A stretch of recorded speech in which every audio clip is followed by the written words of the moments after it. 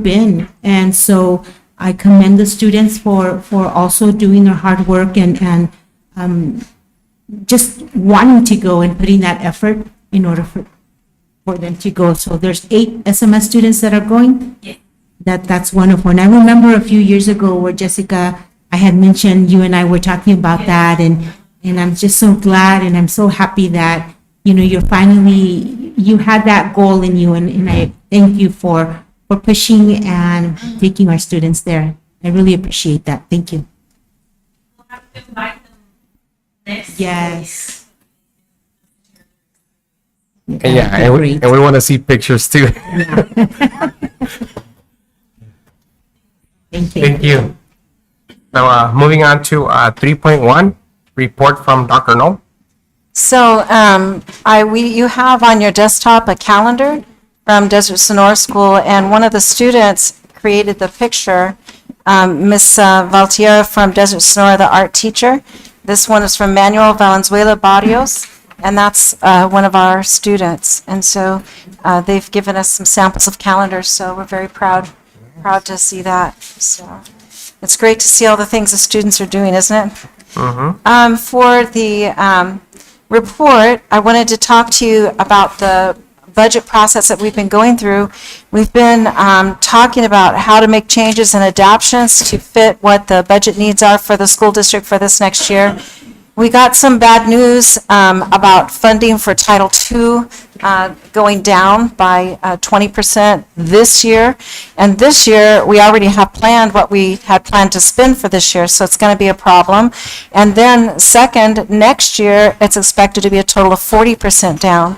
We're going to be talking about that more and some other items, but just to let you know, we've been collaborating, talking with individuals, with groups, leadership, and all kinds of people to try to make some solutions for that won't cause any harm to anyone and still do the services that we have planned for students. So you'll be seeing more about that as we go down.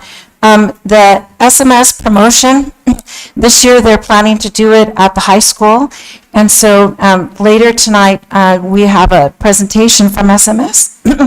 And if during that time, if you have any suggestions of things you want them to incorporate or think about as they make those plans, this would be a great time to let them know if there's something specific that you'd like to suggest. And I also wanted to show you the Arizona Auditor General's report. I had sent you before the link. Tony, would you mind clicking on the PDF there? Yeah, thank you. The thing that's important about this report is that it compares our school district with all the other districts in the state, and I pulled out our neighbor districts. So our neighbors are Gadsden, Crane, Yuma L, and Yuma High, which it's high school, so it's a little bit of a different thing. I thought you would be interested in 2023, the average teacher's salary, if you compare our salary going across. And then the amount from Classroom Site Fund. This is the amount that's included in the salaries from the Classroom Site Fund. The Classroom Site Fund can be used for a variety of things. We put $8,262 of those dollars into salaries. You can see the different choices between Gadsden and Crane and then Yuma L. Those are more comparative. I don't know why Yuma High is so high. Antelope was also like really high, like 18,000. I don't know if high school just gets more Classroom Site Fund or not. I don't know that much about high school, but they seem to get more for their Classroom Site Fund, but that was kind of interesting. And then the average teacher, years of teacher experience, you can see how we compare to the other districts. The percentage of teachers that are in their first 3 years of teaching, it's kind of interesting. And then the percentage of teachers in 4th or plus years. And then the students per teacher. So when we are looking at our budget and the way that we're working our staffing and we're doing our system, we can kind of see how we compare with other districts. Of course, everybody has their way. People use funds in different ways for different purposes. So we don't want to be critical of anyone else, but sometimes it's good to know where we stand in comparison to the other districts in our area. So I just thought that you would be interested in that. If you go to the Arizona Auditor General's website, you can pull up the whole state of Arizona, and you can pull any individual district and look at all of the data yourself and it has a lot more data. It's like 6 pages of information on each district with graphs and stuff, so if you have an interest. I have a question, Dr. Earl. Is that base pay or is that with including 301? 301 is what's called Classroom Site Fund, CSF. Okay. It's changed name from Prop 301 to Classroom Site Fund. So Classroom Site Fund is not the whole allocation of Classroom Site Fund. That's the portion that's going into the salaries. Now, there may be another place on that report that tells you how much each district got in Classroom Site Fund. I don't know how that works. This, I just wanted to show that out of the salary that's there, 8,262 is from the Classroom Site Fund. So.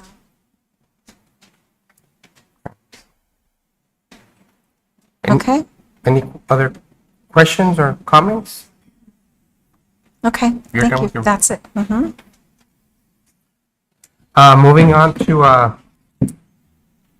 3.2, report from Ms. A. All right, good evening, everyone. I just wanted to share the Greater Days Parade.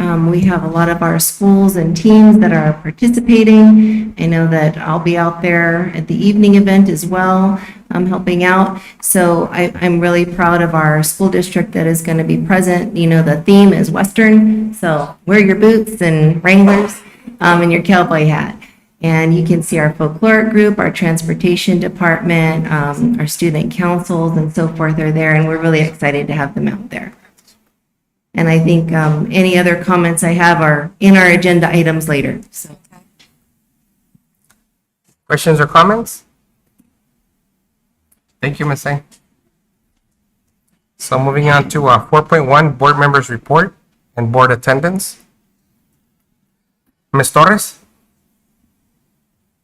Only to congratulate all the great things that have been happening around your schools, around the district. I like to brag, so I always like to share on my personal socials. But everything from the cheerleading competitions to academic achievements, I wrote down the names of the students. They're not here, but I know you all know who they are.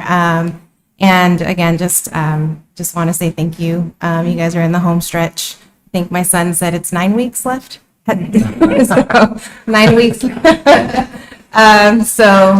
guys got it. Thank you so much for what you do. Ms. Delgadillo?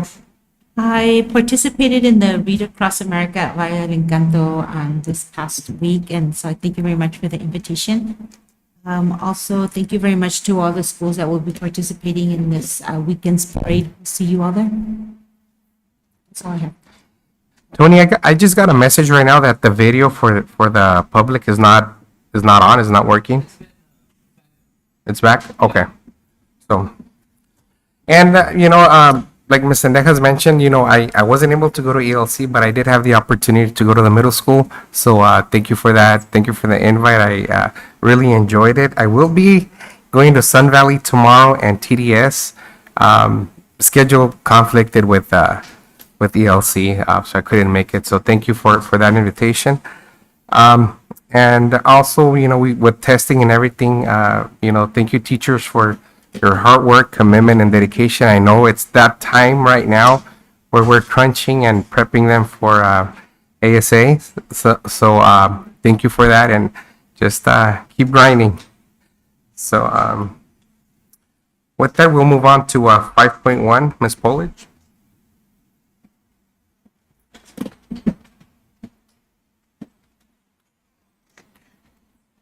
Good afternoon, Superintendents, Governing Board, the Somerton community.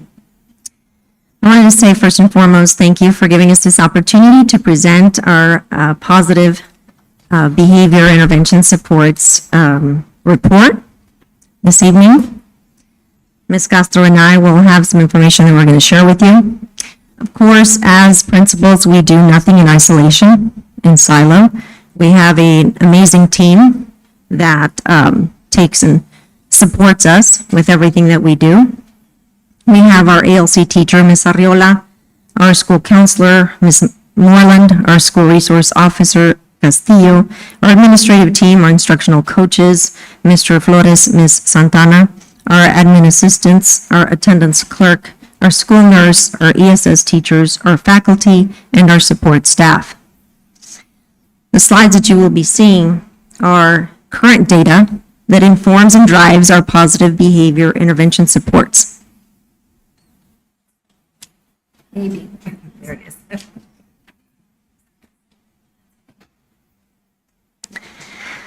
Our Swiss platform allows us to to run reports, everything from incidents by location, grade level, infraction, time of day, even incidents per day per month.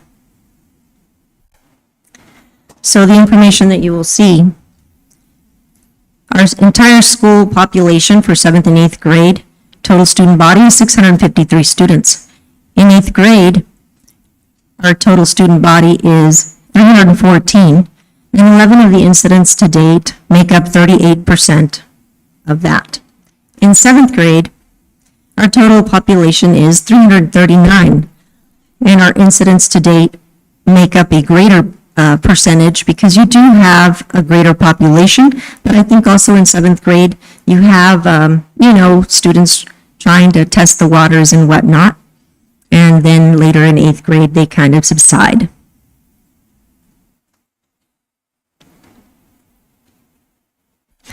This graph that you will see is a multi-year referral by behavior.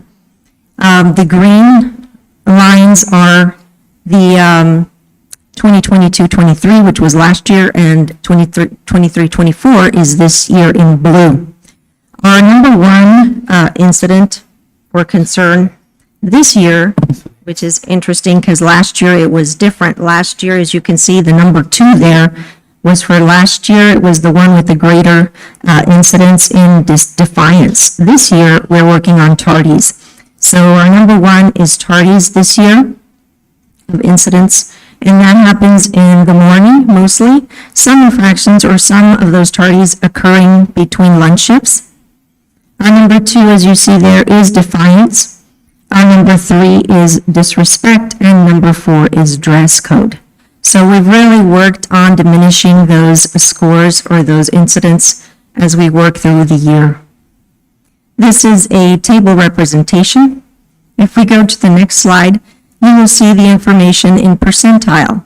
So what you saw on a graph, now the incidents in tardies make up 25.30% of our incidents. Defiance, insubordination, non-compliance is made up of 22.14%, and our dress code violations 7.942, with our disrespect incidents or disrespectful incidents at 7.30%. When we look at this graph, average referrals per day per month, so we start off the year, that's the honeymoon stage, right? And then we began testing the waters. As you see, there's a downward slope. And of course, here in March, we're still in the beginning of the month, but we do see a decline in those incidents. So it's projected to go down. Ms. Castro, would you like to present? Sure. Thank you. And then in the following slide, as you can see, our number 1, incidents that are reported with 25.30, that's tardies. And number 2, defiance and noncompliance with 22.14%. Disrespect in number 3 with 7.42. And then in 4, dress code violations with 7.30. So as you can see, fighting is number 11. Those are our out of school suspensions, and those account only for 1.9. It's actually 2% of our total number of major incidents that we have, thus far. So social media can be a blessing, but it can also be quite detrimental, right? So sometimes what we see in social media is not representative of what our actual data shows. So as you can see, number 11, that's fighting, which has been in the social media quite a bit. But now that we've seen our quantitative data, let me show you our qualitative data as we work on our public image. I have a question. Can you go back to that slide? On the tardies, just how many, what percentage of middle school are bus riders? I don't know, I'm not quite sure of that. So yeah, I can answer that question. Would you know the percentage of bus riders for our campus? About 85, 90%? Thereabout, right? So those are large, and I'm glad that you asked that, because our tardies obviously don't come from that. Our tardies are happening because of, parent drop-off or students walking to school. And we do incentivize our students. Our Sunshine Committee actually does little trivia in the morning, on the morning announcements on Google Meet. And it's in charge of, rewarding students with even like anything from McDonald's McGriddle through Azella testing now to incentivize students to come in for testing and make sure that we have 100% attendance. Then they were able to also raffle off, or actually, yes, raffle off for those attendings, Beats, your headphones, I was going to say earbuds, Beats headphones. So we do try to incentivize our students to be on campus on time.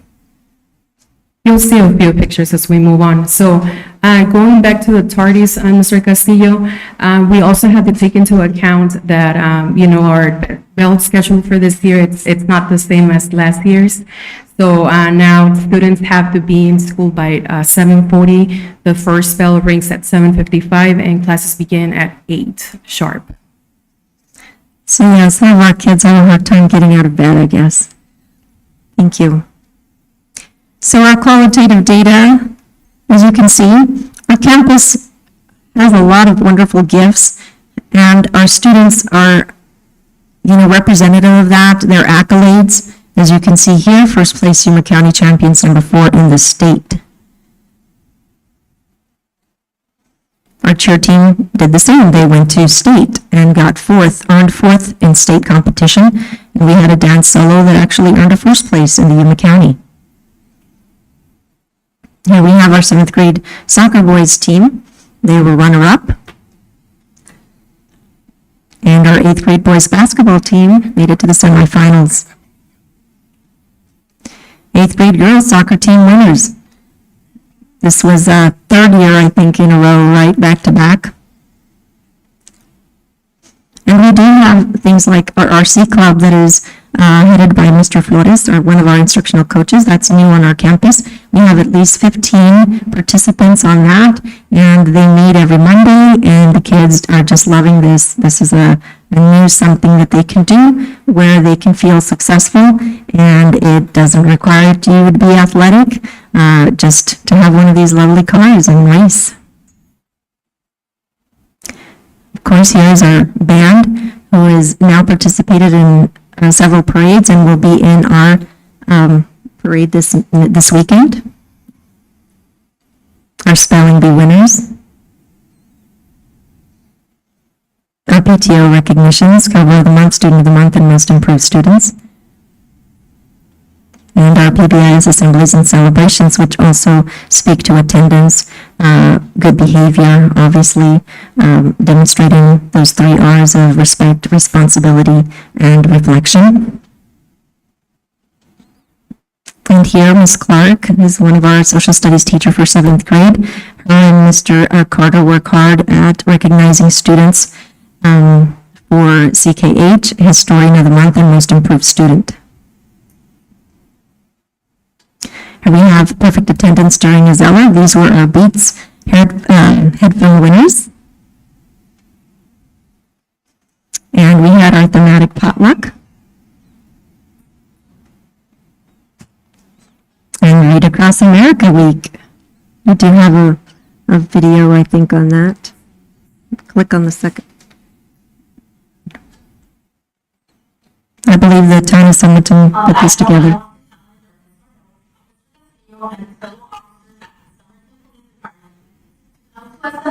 Bring your favorite book and please report.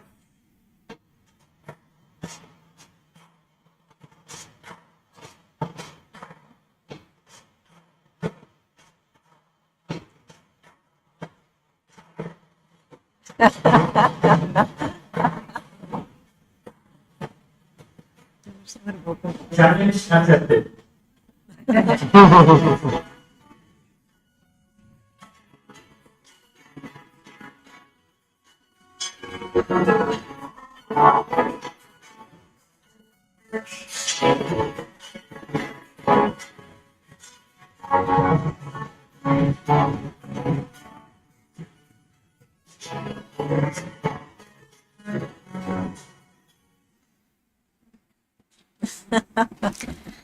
Thank you very much. We do have a couple more pictures just there at the end. This is our Avid team, Avid site team, and of course our campus. And we demonstrate the 3 R's every day. The Cobra way. Thank you so much. And this is our public image. Teachers, please stand.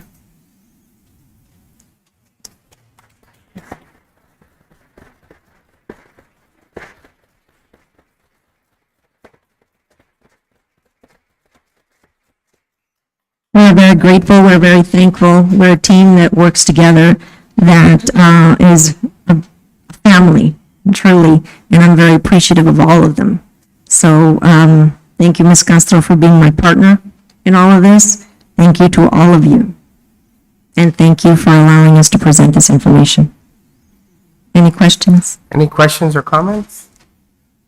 You know, at least for me, I will give a comment. I mean, when I looked at that, at the data, the graph, you know, it doesn't seem as I don't want to say as bad as it, you know, but I mean, I think that puts things in perspective.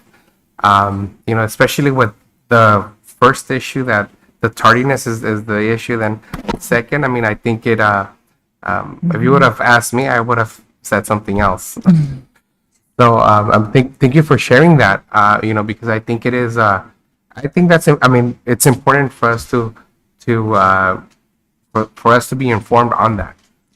Yes, thank you so much. And I forgot to mention that this data is given us, it does inform and it drives how we manage discipline. One of the things that we have been doing now is more mediation. So with our counselor and our SRO, we're able to have mediation with the students. And so we're trying very hard to provide them with tools to kind of manage their emotions and those behaviors so that it isn't a reoccurring incident. So thank you so very much. Yes, ma'am. Ms. Valeria? I don't have any question, but I do have a comment. Thank you very much for your leadership, both of you. I'm pretty sure Ms. Castro created that PowerPoint. But thank you so much. It was very informative.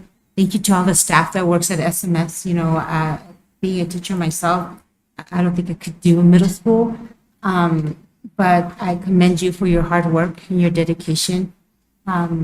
If you don't mind, next time you have a report, if you could send it so we can see it beforehand, because I don't have any questions, but I'm sure I'll have some later after, if you could send it, Mary, if you can send it to us, so I could have some time to look at it, because I do my homework every time there's a board meeting, so if I have any questions, I can have it ready. But thank Absolutely. you so much for your time. Yes, and any of that information is something that we can always share. That is not anything that we can, you know, change, because those are incidents that are submitted by teachers and staff. So we wouldn't be able to modify any of that. That's an independent platform. Right, and just like Mr. Castillo mentioned, my interpretation of what is being said in our community is totally different than what, you know, you just showed us. And so tardy to me would have been the last thing on my mind, that was the number one issue at SMS. And so thank you very much for that. If you could send it to us, please. Yes, ma'am. I greatly appreciate it. Thank you very much. And it's not that we hit the panic button, you know, when we see those social media posts, but it's hard not to, Right. you know, and especially when we have Videos. our constituents asking like, hey, you know, What's so at going least on? this gives us some good talking points, you know, so, Yes. so that's appreciated. I mean, looking at this now, I mean, No, and I know, and then that's why I think it's, you know, it's human nature, and we but this is the reality, right? And we're available. We invite parents, we invite you all to please come on our campus anytime. We are very transparent. I know Ms. A has been there several days. Ms. Knoll has, Dr. Knoll has as well. So they know it and they see it, the real, when they're there. May I comment on that? I do think too that if you have that concern, if you have availability to go and just walk through the campus, what I saw was everyone actively supervising and modeling, not supervising like, stop that, but present, in place, where action's going on, and interacting with students, being focused. And I really loved the modeling of the conversations with students, even when corrective behavior, when you're correcting behavior, always polite and respectful, like modeling that in even the way that's being approached to make corrections. And so I think that you would be pleased if you walked through the campus on just a regular day, unannounced, just come to the office and check in and just walk through. I think it would help you also. And if I may add too, when you do walk on campus, you see such good things happening, just like Dr. Knoll said. But another point of data is those incidents that you see for the fighting or egregious kinds of things are repetitive on a very small percentage of students. And so they've put in a lot of, it's like repeated behaviors by just this certain few students that they need to really watch and manage. And that's why they really put in the preventative behavior activities, the counselors, all of these other things. The SRO has been critical this year. So it's really informing and building that leadership amongst all the students to do the right thing and say the right thing. And then they're really managing those certain students. So I think that's another piece of data without divulging confidentiality, just so that you know that that is a true story. And I've seen it on campus when I'm there. Mhm. And it's concerning to me to see that, you mentioned in your report that 66% are seventh graders, and so that's concerning to me because they're coming from sixth grade from the other schools, and I don't know why. Why is that? Why is it a higher percentage of discipline for seventh graders? Is it because it's a new school? I know you said it was testing waters, but I don't know. And there may be several variables that come into play because it is something new. They have a lot more freedom. There are several buildings that they have to go to and they move through these buildings and it's not just one, right? So, it could be a lot of different things and we could sit and we can discuss any of that and we're open for suggestions on anything like we ask our parents as well, anything that could help us with those tardies, right? Which is first and foremost, but anything at all. Thank you so much for your time. I have a question regarding Yes, the ma'am. tardies. When do you start considering them a behavior issue? So like at what tardy? Like at the fifth tardy? Is it the first tardy? So- What? Would you like to speak to that? So it depends if it's in the morning, it's we intervene until the fifth tardy, but if it's from class to class, it's the third one. So at the fourth offense, they do get sent to the office and we impose disciplinary action. Thank you. And thank you for the report. So before you go anywhere, did you have any questions or suggestions for them as they're setting up for the promotion at the high school? Any specific things you want to make sure they're working on? Wanna go ahead? Go first. Go, Mr. Lydia. So your question is, what is our recommendation? Right, because they're setting up at the high school, so any issues that you want to make sure they take care of, they need to know what we might have in mind. Okay. You know what? I at least comparing it from how it was last year. I would say if I remember correctly, the names I think were kind of read in a little too fast. It kind of I don't remember if I sent an email after the promotion last year, Dr. Knoll, to you with some of the areas of opportunities that I don't remember if I sent it, but I did, right?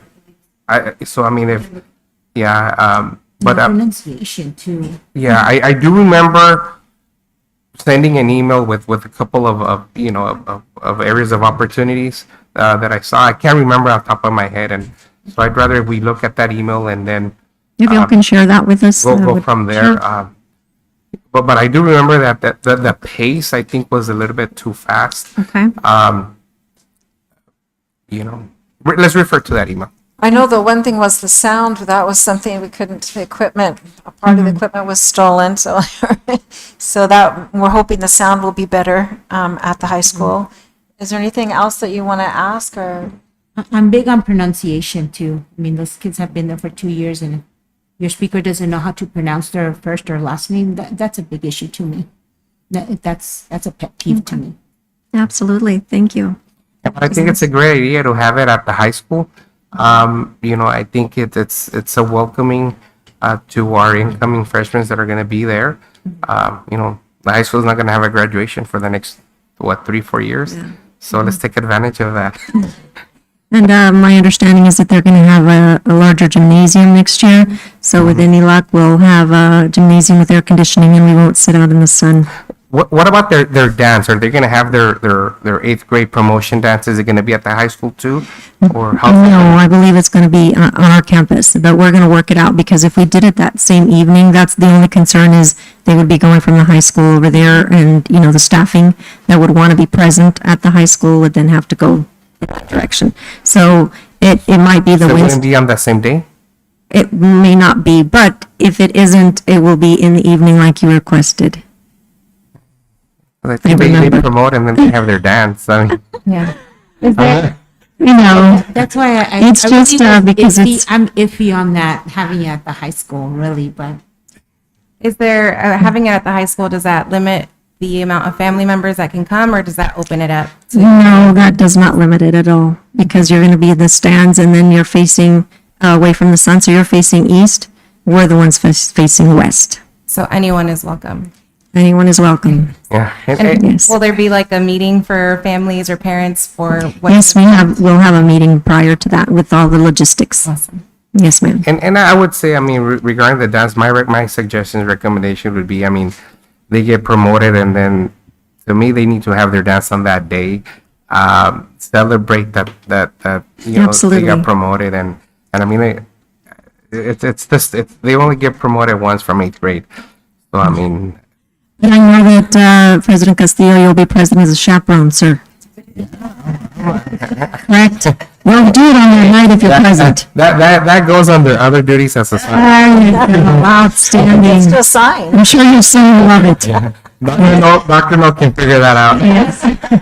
And as Thank you much so as I much. would love to volunteer, my own children will be there, which I don't think they would want their mother to be present at, so I Yes, totally thank understand. Mine too. No, that's right.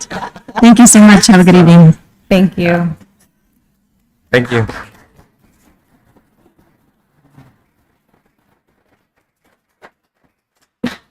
So moving on to consent agenda. Does anyone have a question or comment they wish to remove or ask before we make a motion?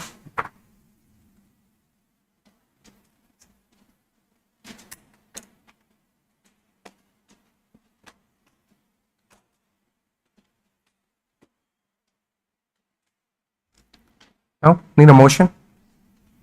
so moved. Motion was made by Ms. Delgadillo, Second. second by Ms. Torres. All those in favor say aye. Aye. Anyone opposed? Motion carries. Moving on to 7.1, accept the 2023 audit for FY 22-23. Ms. Rosario is here, so if you have a question, she could probably answer it. But as usual, the audit report was stellar, really a great report, and they commended Ms. Porcius and Ms. Rosario on the preparations and the things that they've done. So we're always trying to be responsive to the auditors. They're really good at contacting the auditors when we have a question to find out before we take action and how things need to happen. So it looks like a really great audit to me. But did you have any questions about the audit report? Ms. Rosario is here. Everything seems to be in place, no red flags, no, nothing, right? Only commendation. Questions or comments? Need a motion? So moved.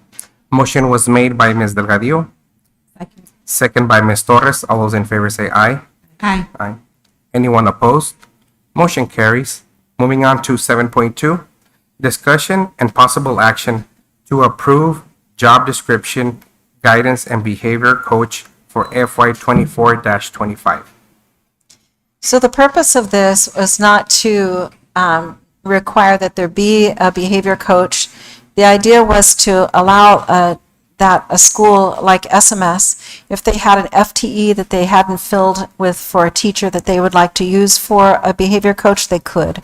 And so it'd be kind of like a teacher on assignment. But it's not a position that we're filling, like we're not going to put a behavior coach at every school or anything like that. It was just making the definition of what this position will be, guidance and behavior coach, so that if a school had an FTE they wanted to use for that, we have a definition for that, what that would be. And as the guidance and behavior coach is defined here, it's basically a teacher on assignment as in that role. Questions or comments?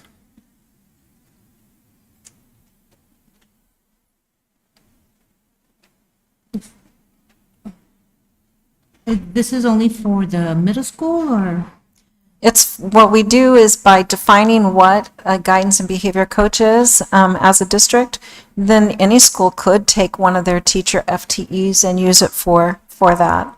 But we, at this time, we don't know of any of the other schools that would have an interest in it. But SMS would have an interest in potentially having someone helping with those duties. Even with that data? You know what? I think for me, I see the thinking and the logic behind it. You know, this would give an opportunity for the schools to, you know, decide if they want to use one of their FTEs on this. You know, I totally understand that. I totally get that. However, at least for me, I don't know how the board feels. You know, with new administration coming in, I would just say that we table this item so that in the future, if you know, once new administration is in, if they feel they want to go in this direction, then do it. And if they feel they want to go in a different direction, I just would strongly dislike, you know, for a school to open this position as an FTE, and then, you know, with new administration coming in, then, you know, wanting to take it into a different direction. I mean, I don't know, but I mean, we're so close to you know, new administration coming in, so I think this might be a good idea, or I don't know, but I would say we table this item for.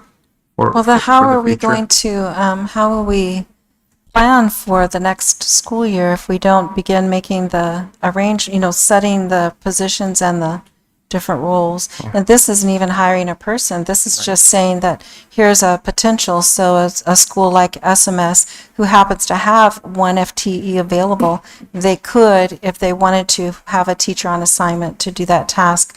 But it's not like it makes it a permanent position or that we're appointing a position, but it Right. would allow them to use it. I don't know if we can wait on, I mean, let's say that Mr. Duran decides that that's not the direction he wants to go, then he just doesn't approve anyone to be filled in a position like that, because it's a teacher. No, I'm just saying, I mean, this is more of this is a position that we currently don't have, so we would be adding this to what we do have right now. And I just feel that just adding anything new right now, I would just feel, I'd just rather wait. Okay. I mean, I don't know how the board feels. Ms. Torres? My only concern is it's cool to see a new position. However, I've never seen it like played out essentially, and you know, like what other roles or what type of evidence do we have that this position would work, or is there a need for it? If we just presented data that tardiness is it, then does somebody need to go wake kids up? Like, it's just, I don't know what the need, would be at this moment again, so I don't see an urgency to approve. So that would be my only input. Ms. Delgadillo? I concur with both. Just with the data that was presented again, like Ms. Torres said, it was an eye opener to me. And so now I go back to looking at this, and as I was reading the job description earlier, I just don't, I understand that they're going to be using one of their FTEs, but that concerns me because now they're going to be replacing it with a teacher that might be needed in the classroom. And so I think I would rather wait. So I make a motion to table this item for future consideration. So a motion was made by Ms. Delgadillo. Second by Ms. Torres. All those in favor say aye. Aye. Aye. Anyone opposed? Motion carries. Moving on to 7.3. Discussion and possible action to open a benefit substitute specialist position in FY 24-25. So Esperanza is here. Espy, do you want to speak to this position? Well, based on your comments, I don't know if this is going to be placed on hold too, because there is a need, just like the previous need that we brought to you on the other agenda. We're still functioning, we're still following our protocols. We understand there's new admin coming in, but we need to make sure we meet the site needs. And so that need that you just tabled was something that middle school brought to our attention, has been bringing to our attention. So we just followed our protocols to bring that to your recommendation. So this. And I want to just, I think we're not saying no on it. I think, at least for the other item, we were more like, hey, let's kind of So we're putting on hold for 4 or 5 months wait to see, right? because the new leadership doesn't come in until July. So we understand. We completely want to respect, of course, the new admin, but we do have current admin and we have current needs that we're bringing to you as our governing board. So this is one of them. This is another item that as we grew, we had 2 new schools open. We had additional staffing at SVS, a new principal, new custodian, new secretaries. We also grew at BTS by the operational costs with those new admin. And so the teachers, we kind of just shuffled around. So our departments have been functioning, as best as we can with the increased needs that we have at the site. So we don't take it lightly when we bring a recommendation to you to add a new position to our district, whether it's to meet the admin needs or meet the different department needs. So our process is the same for everybody. And we make sure there's funding for these positions. We think long-term strategically, is that even something that we can do? Sometimes we tell the sites, you just got to kind of, we don't have that capability right now. So we just want to make sure you understand that when we bring your recommendation, it is looked at from all directions, and we have tried to be very conservative with our limited funding. So this is just one of those positions. We realize that with our benefits for our employees, the administration piece of that, with our platform, we've partnered with American Fidelity to help us with that. We have an insurance broker. There's all these IRS compliance with ACA. So we just continue to do our best with those pieces. And we also have our substitutes that we handle in-house, our payroll office, who also does procurement on the site, so they only have a person and a half. We've partnered in finance and HR to try to bring this position to our district to help that individual be the one in charge of our benefits, to alleviate our HR specialist with that portion. And then as far as the subs, bring that also within this position. So it's like, when you're in a small district, you kind of do a lot of positions. So this individual would be a great help to the HR office and to the finance payroll office to handle all our subs. They would handle paying our subs, bringing in our subs, doing the orientation, and then also handle all the employee benefits portion of what our district does for our employees. And this position is a little bit different because it actually is a position we're opening and want to fill with a new person, whereas the other was just a definition. This is more than just a definition. We want to fill this position. And we looked at all positions district-wide, so we had to do some shuffling within staffing, and we actually had to do some cuts. So there was some M&O funding available, and the other portion of this position would be funded from indirect costs. So that's those, indirect costs that we get from grants, and the additional monies that we get are put into a pot of money. So finance was able to subsidize the cost of this position through that grant, or through indirect costs. Excuse me, it's not a grant. I have a comment. Ms. Delgadillo? You know, and I understand what you're saying, Esperanza, and that, you know, what, we're not saying that you, because you're presenting, but in general, are creating just positions to create. We're not saying that. Nobody's saying you know, that, yeah. And so I just want you to understand that we want to make sure that the decisions that we make today, it best benefit the district. And so do we're we. just, you know, as Mr. Castillo mentioned, we're not saying no, we're just saying, you know, just hold on for a little bit. The same with this position, the benefit substitute. I'm not doubting that you don't need them or that you do need them. I'm just, you know, my comment on this is, you're mentioning the schools that now, you know, you have these new schools that open, you now have all these new staff. When in reality, you've had them for 2 years. Exactly, so we've been doing that Why work. didn't you bring it to us last year? Because of funding, Mr. Delgadillo, we always make sure the sites literally have what they need. We always make sure every portion we get as far as additional funding goes right into our employee salary raises. In our conversations, if you. So you're not we- going to put it in this year for the salary raises if we're going to approve? No, that's what I'm saying. We had cuts this year at some of the sites based on the staffing plan, and so that's where they found the additional funding. And also, we had a change in my staff, so we have completely new staff that are having to be trained, and it just brings to light, right, when you don't have the staff. We had Mary, we had Alex, very experienced individuals. It brings to light the need when you don't have certain individuals that have been in your department for several years. So we can continue to burn at both ends and continue to push forward. We're happy to wait until next year if that's your decision. We can continue to do that. Again, we're going to hopefully open and recruit the position and have it advertised. If later on, you know, we decide not to hire, I guess that could be an option, but the need is there. Like, we are hiring, you know, we had over 50 teachers last year with the new teacher orientation and bringing on. Those needs are now. This is our busy time between March and July, probably August is when HR is the busiest, and so we can still do what we need to do. I have a great team. They will continue to do it. Mary helps us when we need her to help us, and we'll keep doing that if we need to, yes. How many are you in your department? Excuse me? How many staff members do you have in your department? 2 specialists. There's 3 of us, myself too.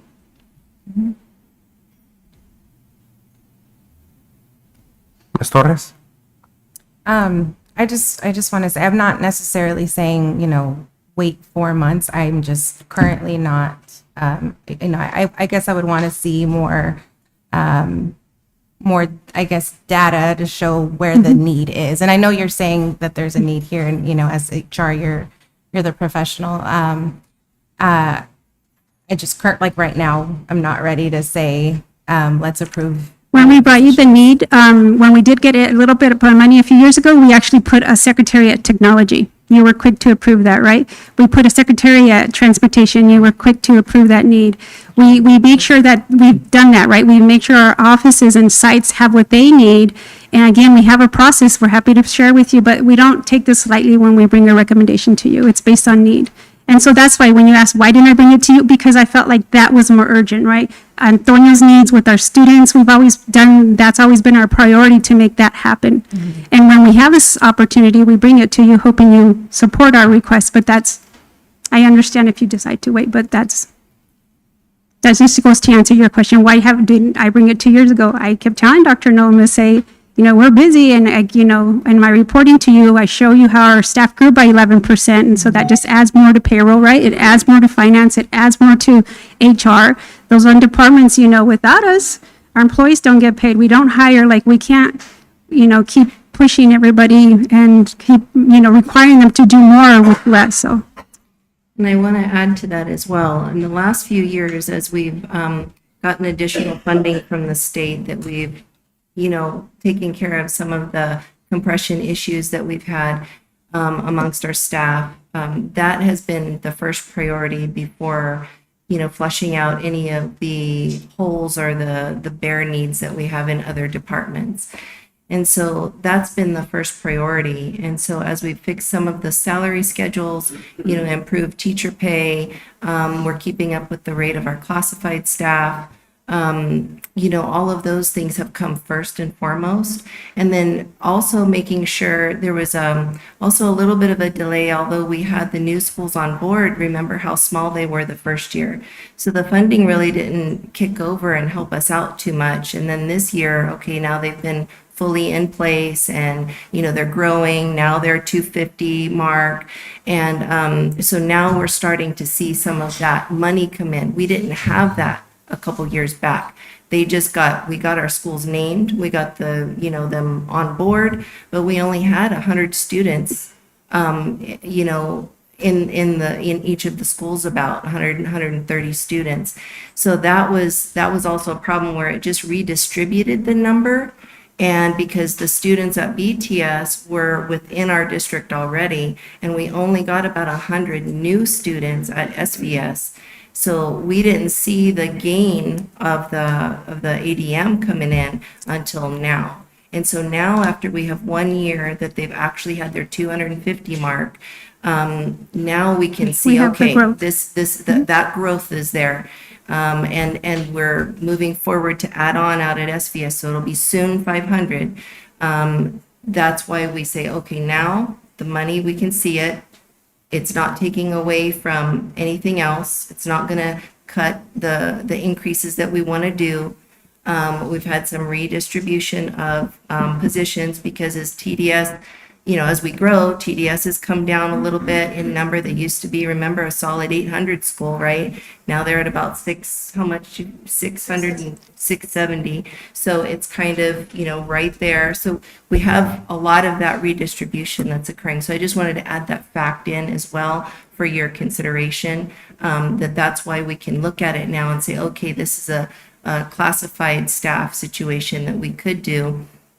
Also, the substitute issue, I know you've heard about having enough subs going, to the schools. And so we really do need to have someone focusing on bringing them in, recruiting them, helping to get that process expedited so that they can be available for the school sites, because it really does affect the principals at the schools when they're trying to pull a day-to-day and they need subs and they need to work with their teachers for collaborations and all of these different things that directly affect instruction. So I just wanted to add that bit for your consideration. Thank you, Ms. Singh. And just a quick note too, we will on our work calendars show you how we're pushing out more clerical support to the sites by asking you to make an update to our secretary support at the schools. And so when we see those needs, we just try to address them as best as we can. Which item is that? On the work calendars later on, I just showed the changes we've made to increase we were able to give technology a secretary, but it didn't meet his needs, so we're going to add a couple more days next year. We can't give him the full year round yet, Antonio, but we're trying to meet that need, so. So, need a motion from the board?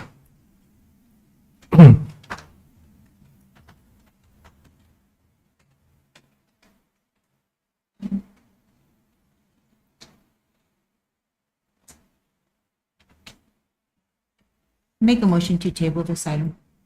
So motion was made by Ms. Delgadillo. Second by Ms. Torres. All those in favor say aye. Aye. Aye. Anyone opposed? Motion carries. And and we're not saying no on it, but let's just revisit it down the road. Sure. So moving on to 7.4, discussion and possible action to approve job description, instructional strategist for FY 24-25. So the two positions that you've refused to take action on, one doesn't exist, it's just the job description, and the second one would be a new added position. This next one is the instructional strategist.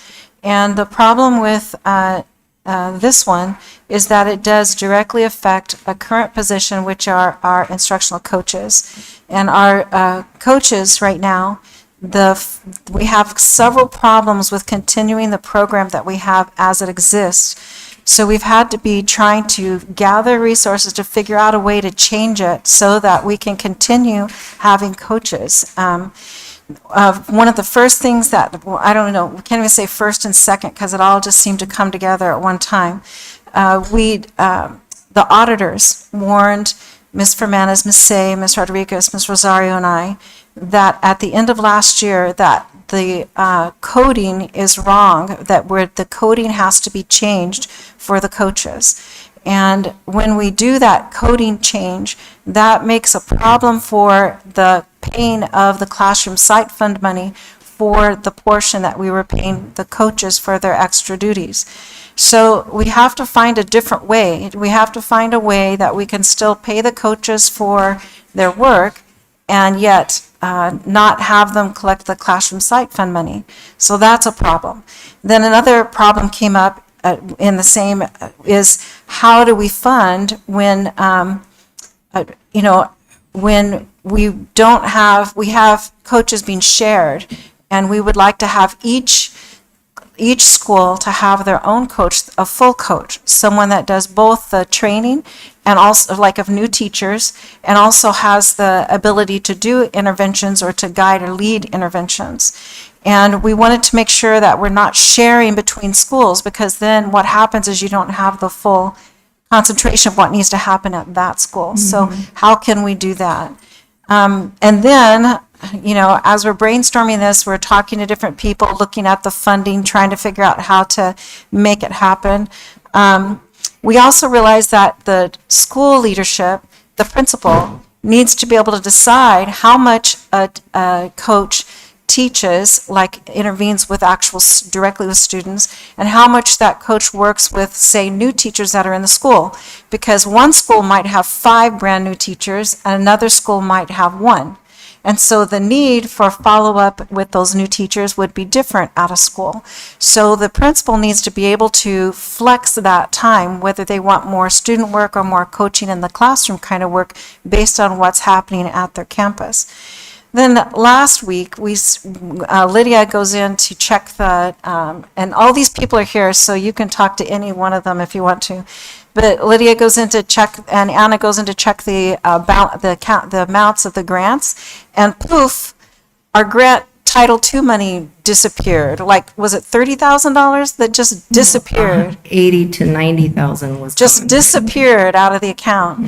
And so they then followed up and called, and eventually it came up a little bit. So but we had a phone call then. We scheduled a phone call with the Title II and Title I people from the State Department, and they advised us that the state had not counted 40 LEAs. And so 40 LEAs were missing from their initial allocation. Did you get it too? So then they had to redistribute the Title II money, which puts down by 20% of our Title II money for this year. And this year has already been mostly spent. So now we're going to have to have to make cuts on that. And then they said, oh, and by the way, next year you'll be down 40%. So Title II was a part of how we were addressing the coaching. And so we came up with this idea. We talked with the coaches about it. We found out what the problems were with it, what the things they were concerned about with making this change to a strategist.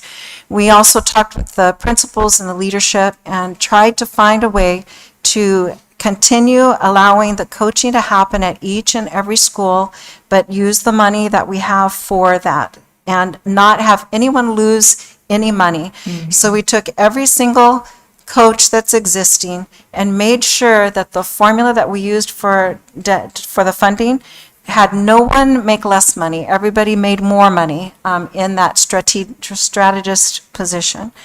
So then once we did that, then we went through and said, okay, how can we can no longer have classroom site fund, so we have to find a way to justify paying more money to these people who are coaches. We have we're going to change the names, so it's all a new thing.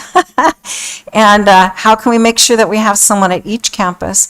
And we also need to make sure that they're available to do the district level training for for new teachers and new staff that are coming in. So the brainstorm is to create this instructional strategist, which makes their day an 8-hour day, and adds 10 days to their calendar so that they are present before the new teachers come in, brand new teachers show up for in-service training. And then this position then would no longer get classroom site fund money or Prop 301.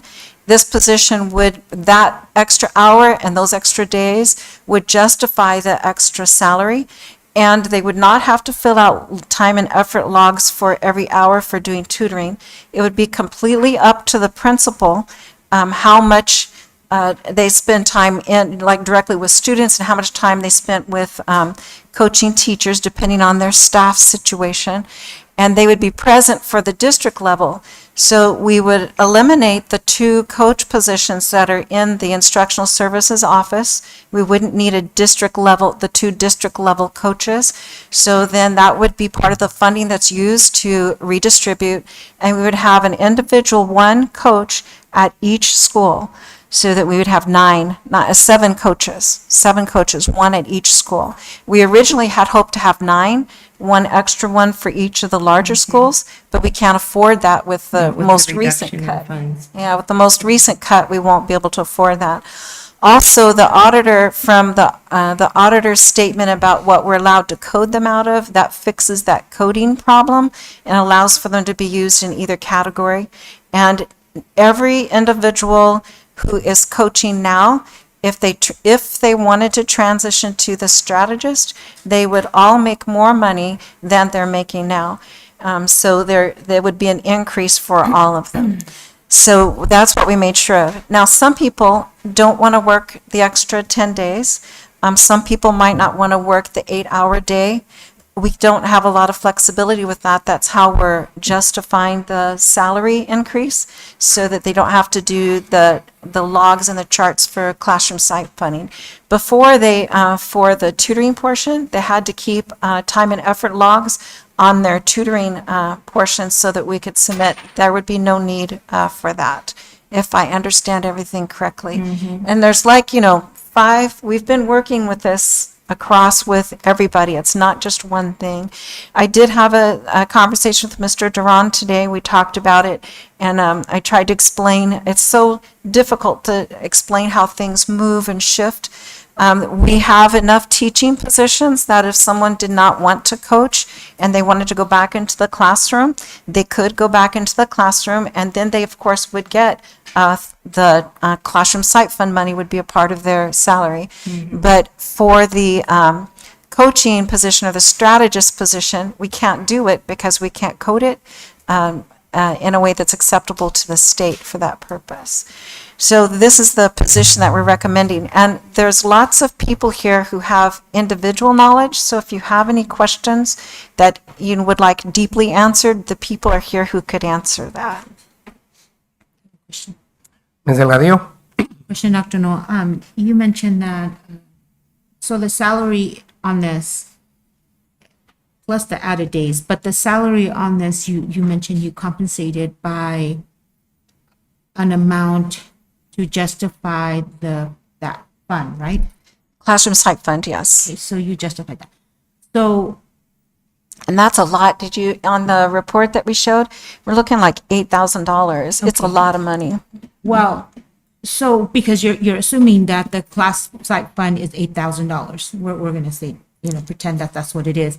So what if next year, I don't know, the state gave us so much money and the site fund is now 15,000? So are we going to increase $15,000 to those coaches? Well, that would be your decision as a board. I would imagine that we would increase, that if the classroom site fund increased for the typical teacher, I would imagine we would reflect those increases with the strategist, but that would be your board Yes, decision. but we would do it for that year, and then the following year, you know how sometimes it fluctuated, because I remember it would fluctuate. And so what if the following year is less, and then we're going to take that salary back? No, How I would don't we think you sustain can. it? I don't think you can do that. Would you No. like to address You that? can. Excuse me, so we were considering that, and the finance department actually said that the prop monies do fluctuate. Part of the Yeah, it conversation does. we had with the coaches was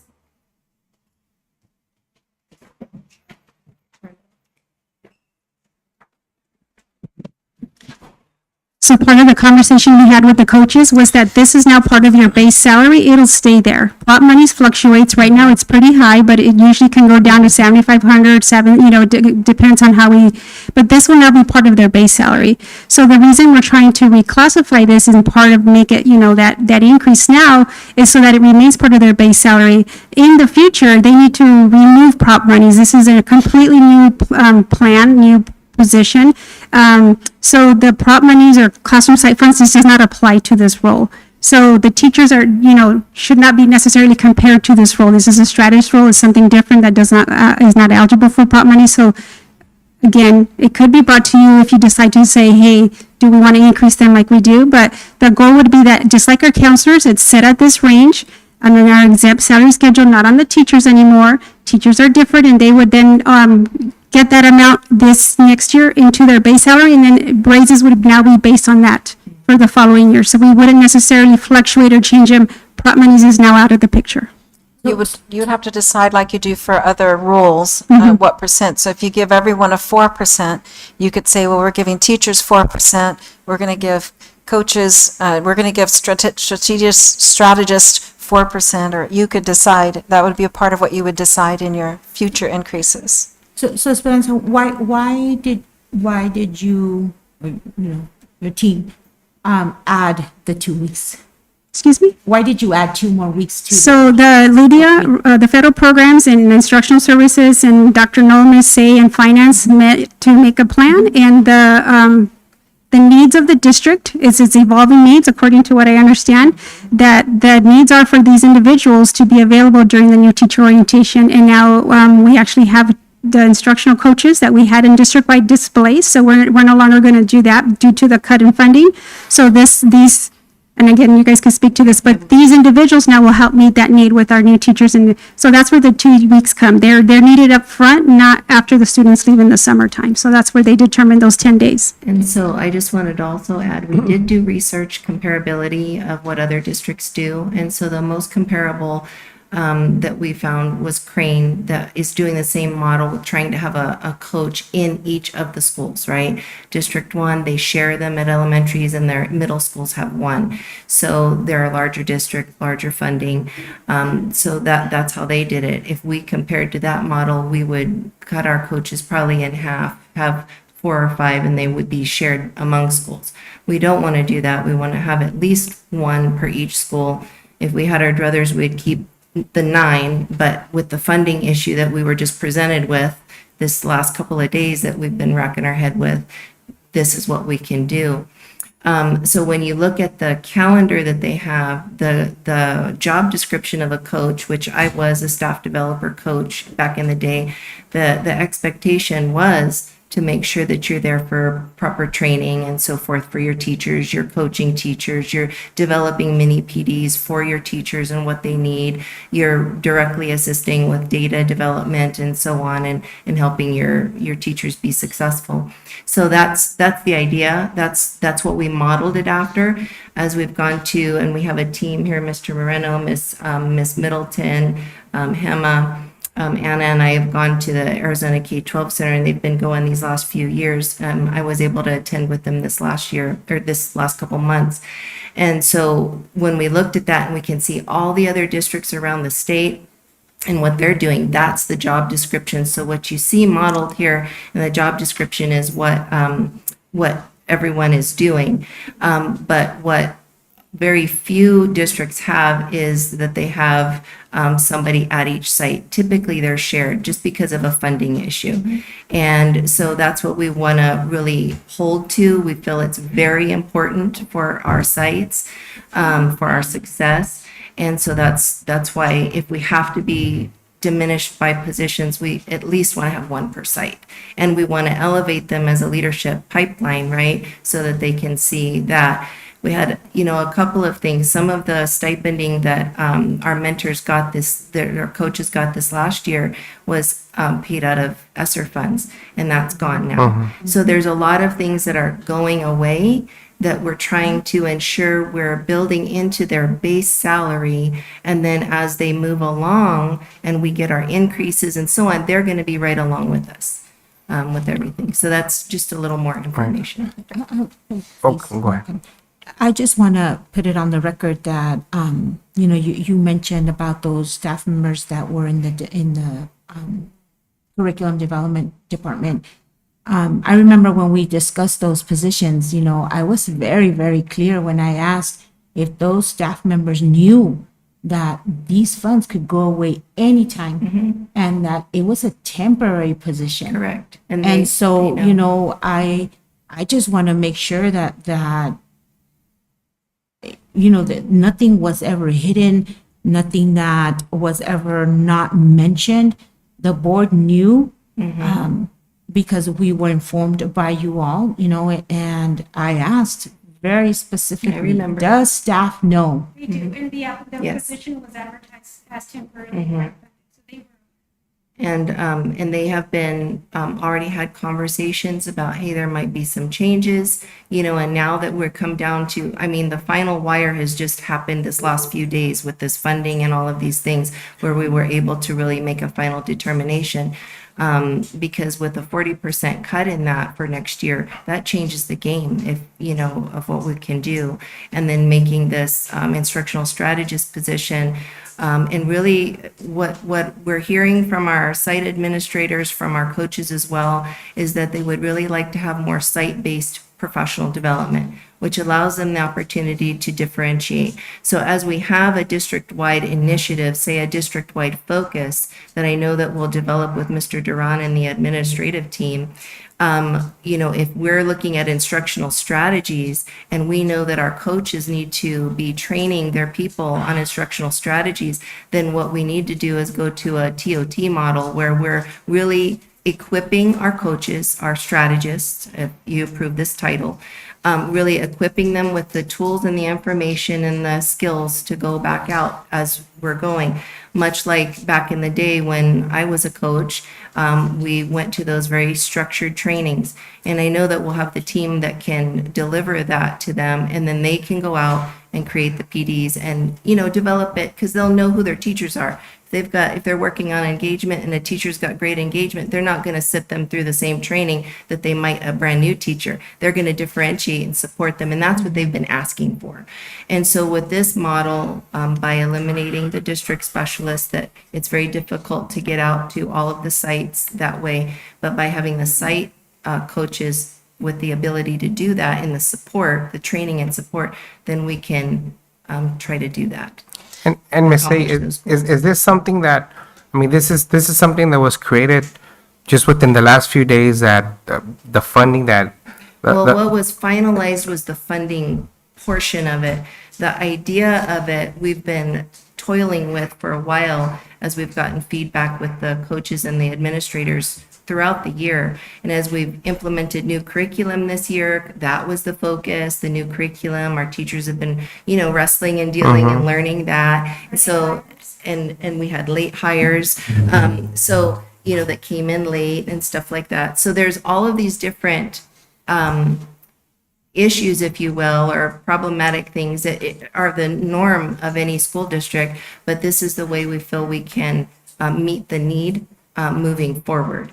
And so, if we're able to support those site coaches and principals to have what they need to do those site PDs and differentiate, that's what our teachers are asking for, our coaches and our administrators. In the original, in the initial version of this, we were looking at 9, hoping to actually have 2 at each of the larger schools, and have the one full person at each of the other schools. And the point being to have that connection to the individual campus and doing specifically what was needed there. And one of the reasons that this now has become the way that it is now is because of the funding changes. We want to protect it. We feel very concerned about having one per campus, and that seems like a high priority. But we also know that not everyone is going to want to do this, and someone may want to go back into the classroom rather than do this role. And so that's why we feel like we need to bring it to the board and get approval, so that those people have time to make that kind of adjustment. We have teacher openings at the different campuses, and someone may prefer to do the teacher opening and get the, whatever the classroom site fund money is for the coming year.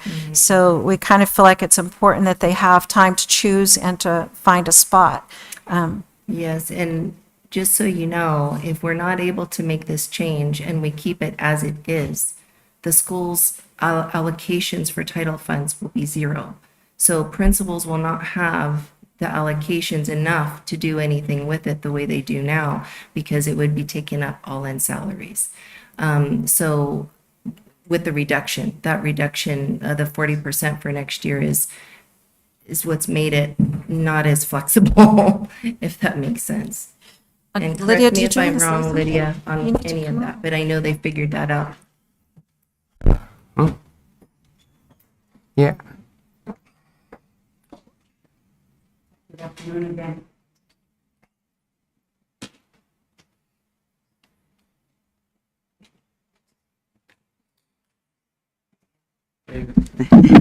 Thank you. No, I just wanted to tell you our thought process behind it. And it initially started because, let's say we keep things exactly as they are. And I keep my salary, let's say I'm at 55,000. And I keep my coding 50%, 1,000, which is direct instruction, and 50%, 2,200, which is support to staff. The change in the law, I won't be able to get 100% of my 301. So let's say my 301 is 5,000, 10,000. I would only qualify if I keep it as is for 5,000. We also have a grant that I was getting some additional money. I was getting 5,000. That's gone. So if we keep it exactly as we are for next year, I'm still going to get a cut. I may keep my 7 hours. I may keep 185.5 days, but I will only get 5,000 from 301. Is that only gonna affect, because you're only seeing 50% of the, They are quoted 50%, 50%. So because of the way they're quoted, that's the issue. what about migrant advocates and other positions like that? They are affected equally. The migrant are also 50%, 50%, so they will also, So how come this only applies to them, how come we don't include them here too? at this time, I had not included them. This is a conversation that we have. They already know that they're being cut 50%. And that they're only gonna get 50% of their 301 monies. They already know that. So in our conversation, the migrant advocates do different things for the district. And so the cuts in those additional monies that they get is what started the conversation. Throughout the years, throughout the school year, in leadership meetings, the principals have said that, they're really concerned about the support that they're getting. And then in realizing that they had really an interventionist for 50% of the time and an instructional coach 50% of the time, also really cut down on their support. So we're trying to address two needs at the same time. And then we were hit with these cuts. And so that is the reason why we really need to rethink. Now, in conversations that we have been having with the coaches, they absolutely do not have an issue with the job. They do not mind the changes. They are concerned that in the change, they might be shortchanged. And we try to show them mathematically how we're really trying to do the best that we can with the money that we have to ensure that everybody gets the things that they need, that they don't lose those $10,000. And the way we're recalculating them, we're paying them at their average hourly rate on their salary, not like you would a stipend at $28 an hour, not at the $40 an hour. A $55,000 a year employee earns an average of $52 an hour. That's what we are paying for that additional time. So part of their misconception is that we're not really looking out for them, but we're trying to do the best that we can. We're also trying to make sure that in the process of us making these shifts, we're also looking out for the needs of the sites and providing them, because they really suffered this year with the cuts in terms of getting monies for after-school activities. This is the best balance that we can come up with. But do know that everybody in this room had them up foremost, their needs. They're not being shortchanged. We're paying for every single amount of time that we're asking them to work. But we are asking them to shift a little because they're not going to be getting lump sums in December and May like they're used to. It's going to be embedded throughout their pay. They're going to be reduction in paperwork, reduction in having to split their time. There's a lot of benefits to them. So that's what I wanted to share with you. And I think the way it was set up, they would automatically get that portion, and now they can't. So that's why we're also adding those extra days. That's where, so, I mean, they're really not, that automatic is gone because now they're putting in the time now, so it's, right? Now, They have always put in that time. right, believe me. Yeah, and that's what, when we talk with them, so they would say, well, we stay the extra hour and, we come early. Well, now it's in their salary. They're gonna get compensated appropriately. It won't be like a $28 an hour stipend or 40. It's like in their salary, so that the job, I think that's another thing is, they have no problem with the job. It's just, it's not as they have been doing it necessarily, so that role is redefined so that they're doing more professional development for their sites as well. and I think for me, my concern would be what other positions are gonna be impacted like this, that, I mean, and I just thought about that, the migrant advocate position, that's the first one that came to mind. But I mean, are there any others that maybe don't come to mind right now to me? We're looking at all of them. You want to address the migrant advocate, Lydia?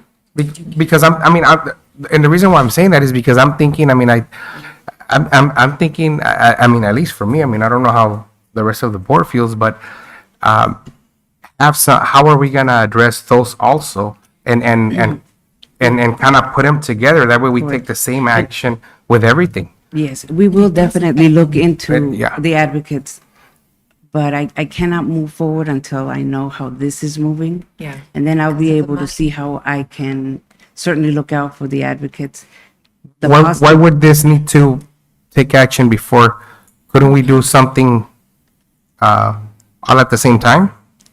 There's Well, other there's a lot of issues. staffing decisions that need to be made as well, so. No, there's grant, the compliances that I need to look at. Yeah. So, I'm sorry, I'm sorry to interrupt. And Lydia, you're our guru, data, graph person.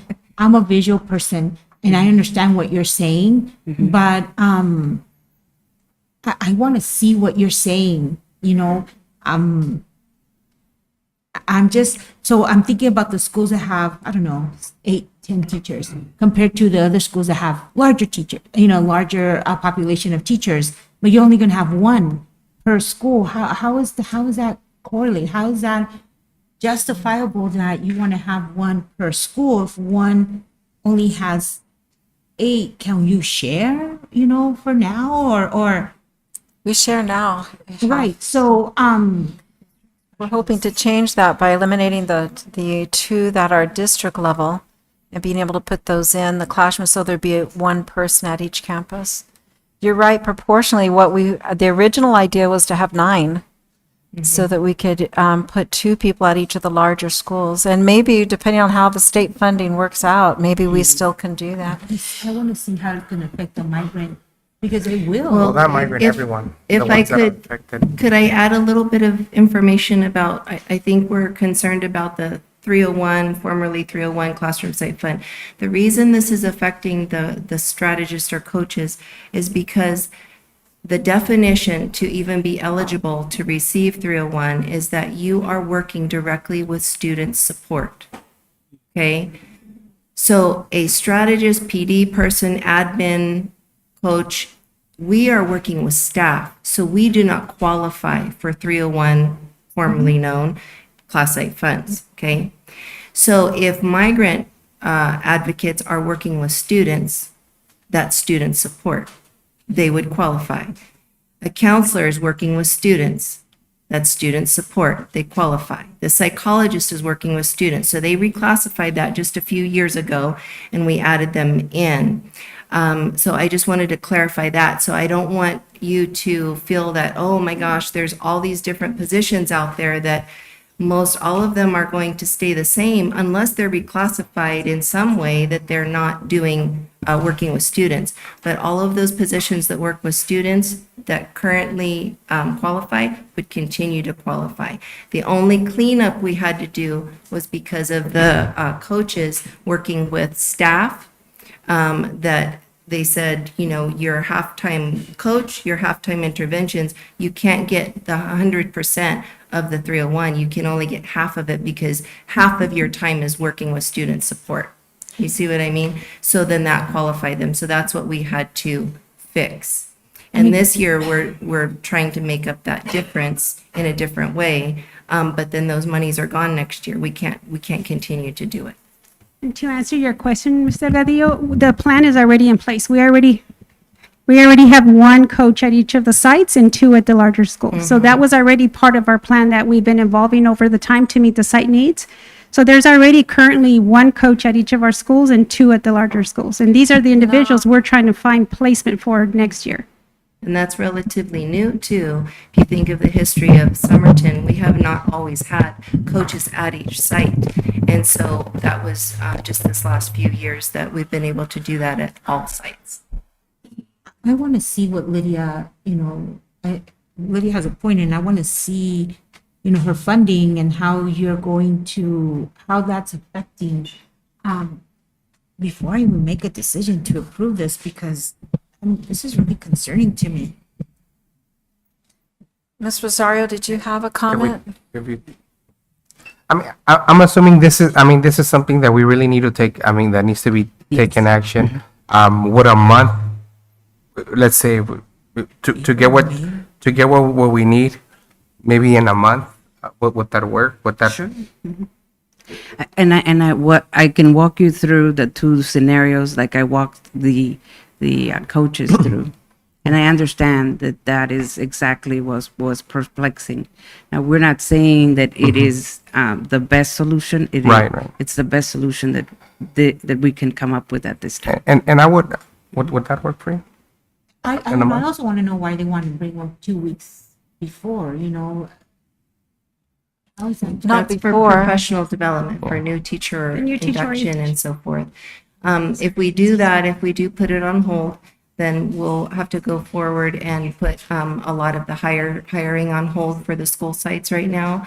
So transfers and things like that, we could probably take care of. But, if we go this, we're going to have to cut some things. So we have some people that are going to be displaced and moving to different positions. We'll have to kind of put some of that on hold. So what would you put on hold? We're hiring. We haven't issued any of these contracts because we don't have the funding. So we're waiting for you to give us the direction on the funding before we can issue these 9 individuals their contract for next year. So we haven't Or done make that the yet. changes. Yeah. But as far as the teachers and stuff like that, we're good, right? You're These individuals have not received a contract for next year. Our coaches that we're trying to call strategists now and change this are on hold right now. They haven't received anything for next year because we don't have a plan in place to make sure they're So fully you're funded. talking about the ones in the curriculum department, right? Those Well, no, we're five? talking about the ones that we have assigned to each of the schools.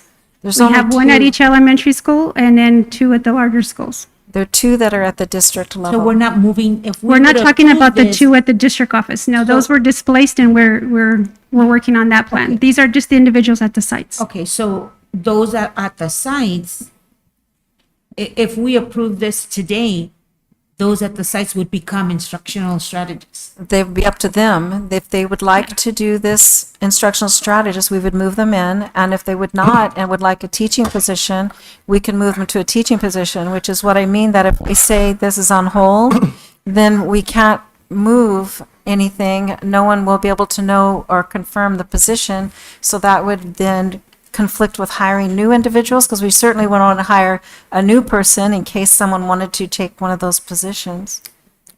Because by You know what? affecting their salary, that affects the budget, which affects the different It's a funding. positions.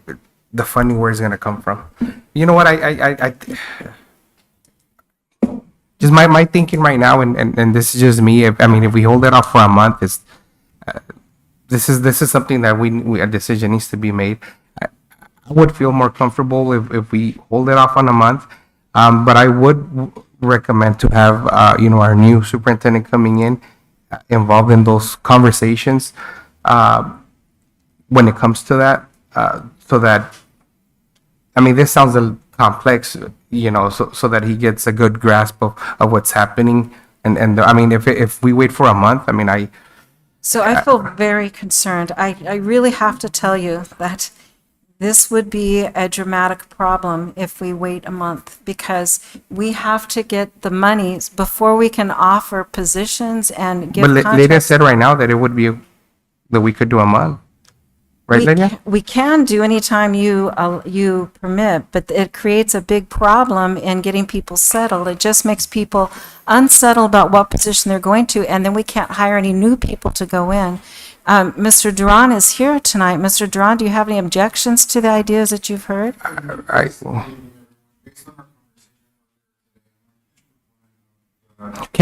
Duran, can you go to the mic, please? I mean, we don't want to put you on the spot, but I think it's important that. I think right now it's all based on the funding situation. I don't know if this is working or not, but I think I have a loud voice to kind of project. No, but we need our people. Oh, elsewhere. Yes. Got it. I think it's a funding situation. I think that would definitely be something that we have to look at, but I'm a huge proponent of having a coach per school, and that's one thing that I expressed to Dr. Knoll. One thing that I would want to kind of explore is, again, the Prop 301 monies, which is a CSF now, just to see if, really we can pull any sort of funding from that. I have some ideas that I would like to share, but moving in the direction of securing the instructional strategist, that would be a recommendation that I think would be appropriate for our schools. So. I want Lydia's information. Make the motion. Make a motion to table this until next month, until Lydia, I like what Lydia said, and I need to see it. I need to see that data, Lydia, and I really don't think a month. I mean, it's what. Please, yes. Can I give a perspective on how that would possibly affect?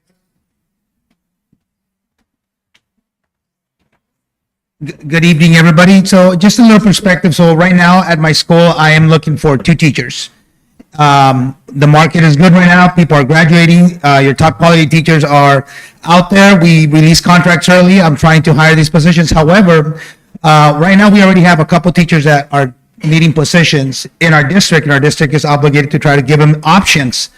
If we put this on hold, that means that all our coaches, I can't hire those other positions until I know what my coach is going to do or the other coaches are going to do. That means that, because it's happening right now, it's going to escalate the problem that we have right now of looking for quality teachers at this time to fill the positions with the best candidates available right now that are graduating. As opposed, if I went up 1 month, I'm going to be 1 month less or more waiting, where these other teachers are going to get picked up by other districts. So if that's the case, you got to look at how many coaches do we have? 9 that we're going to have to hold positions for or create positions, because if they don't want the option that we're going to present, they're going to want to go back into the classroom, and thus it's just going to put a freeze on me being able to bring other teachers. And let's say they do take the coaching position, now I'm going to go hire a month later when I can do it right now. That's just a perspective that I know that it's a challenge that I'm trying to make sure I get the best candidates available. And then to the other point of the coaches coming in early, I'm not sure if the other schools do, but I know some schools do already. We bring them in early and try to get them on board with the new teacher in service, and we pay them from other funds that we have at our district at our disposal to bring them in 5, 6, maybe even 10 days to help us with scheduling, to help us with trying to go find out what the district office is doing and go sit in there. So this opportunity of already including is going to help us out with that alignment that we already do. I know my coaches, they bring him in probably 6-7 days before to support. I know at the middle school, we brought him in a lot earlier to help with scheduling. So I just wanted to add some light because I know that was a question about bringing them early, but also how holding this will impact me in my hiring of my 2 positions still. So. And you know what, and thank you, Mr. Moreno. And, I just wanted to let you what? know, there's a whiteboard over there. I can walk you through. If you want to see it, I can do it right now. yeah, no, and I think this is where Ms. Delgadillo wants the visuals and everything, and, you know, and I, you know, like you mentioned, I mean, you were making the motion right now, if you want to wait that month, I mean, we have spring break coming up also. It just kind of feels that we're rushed into this. So I agree with you, Ms. Delgadillo. Get us that information. If we pull it off for a month, we can move forward with it. What about the larger schools, like Miss Felix? I'm sorry, I don't mean to put you on the spot, but what do you? I mean, you're one of the largest schools other than SMS. How many coaches do you have? 2? We currently have 2. We currently have 2. And I think just the way the staff presented in terms of the opportunity to, and it's looking at a new design for professional development when we share more responsibilities at site level, which was being shared, by our current specialists and our site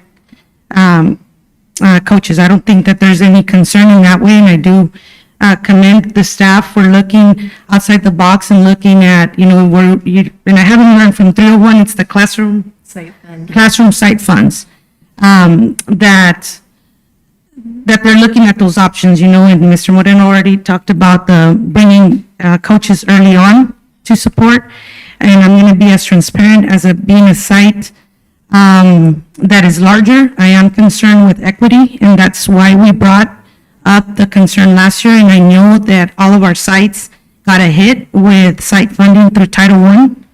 So I know that would be the case with this design as well, if we do the two coaches for the larger sites, but it is an equity issue when you have sites at 8 teachers with 1 coach versus you have TDS, 32 teachers to 1 coach, and we have VP, but the vice principal is also, assigned their own duties. So I don't know about funding. I trust that our board and our district staff have been doing that, but speaking from your question, as a large site, equity would be an issue.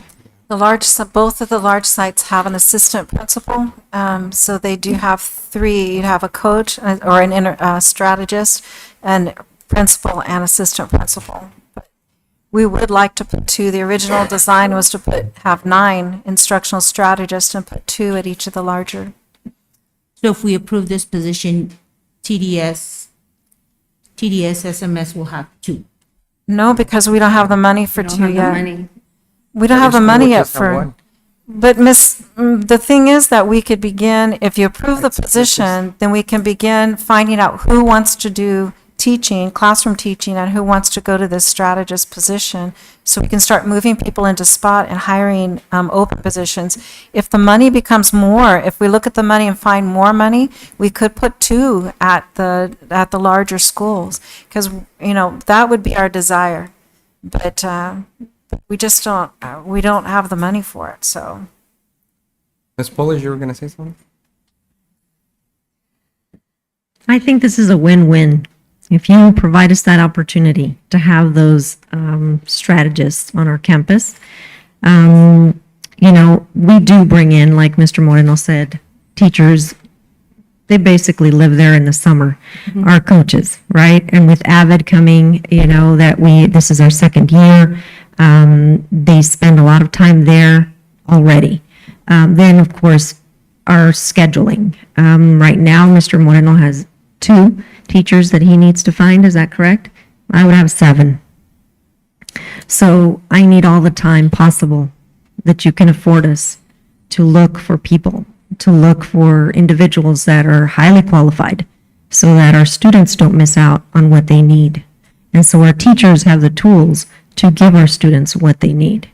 They work tremendous hours with PD, with, all of the duties that they do already, and we are stretched thin.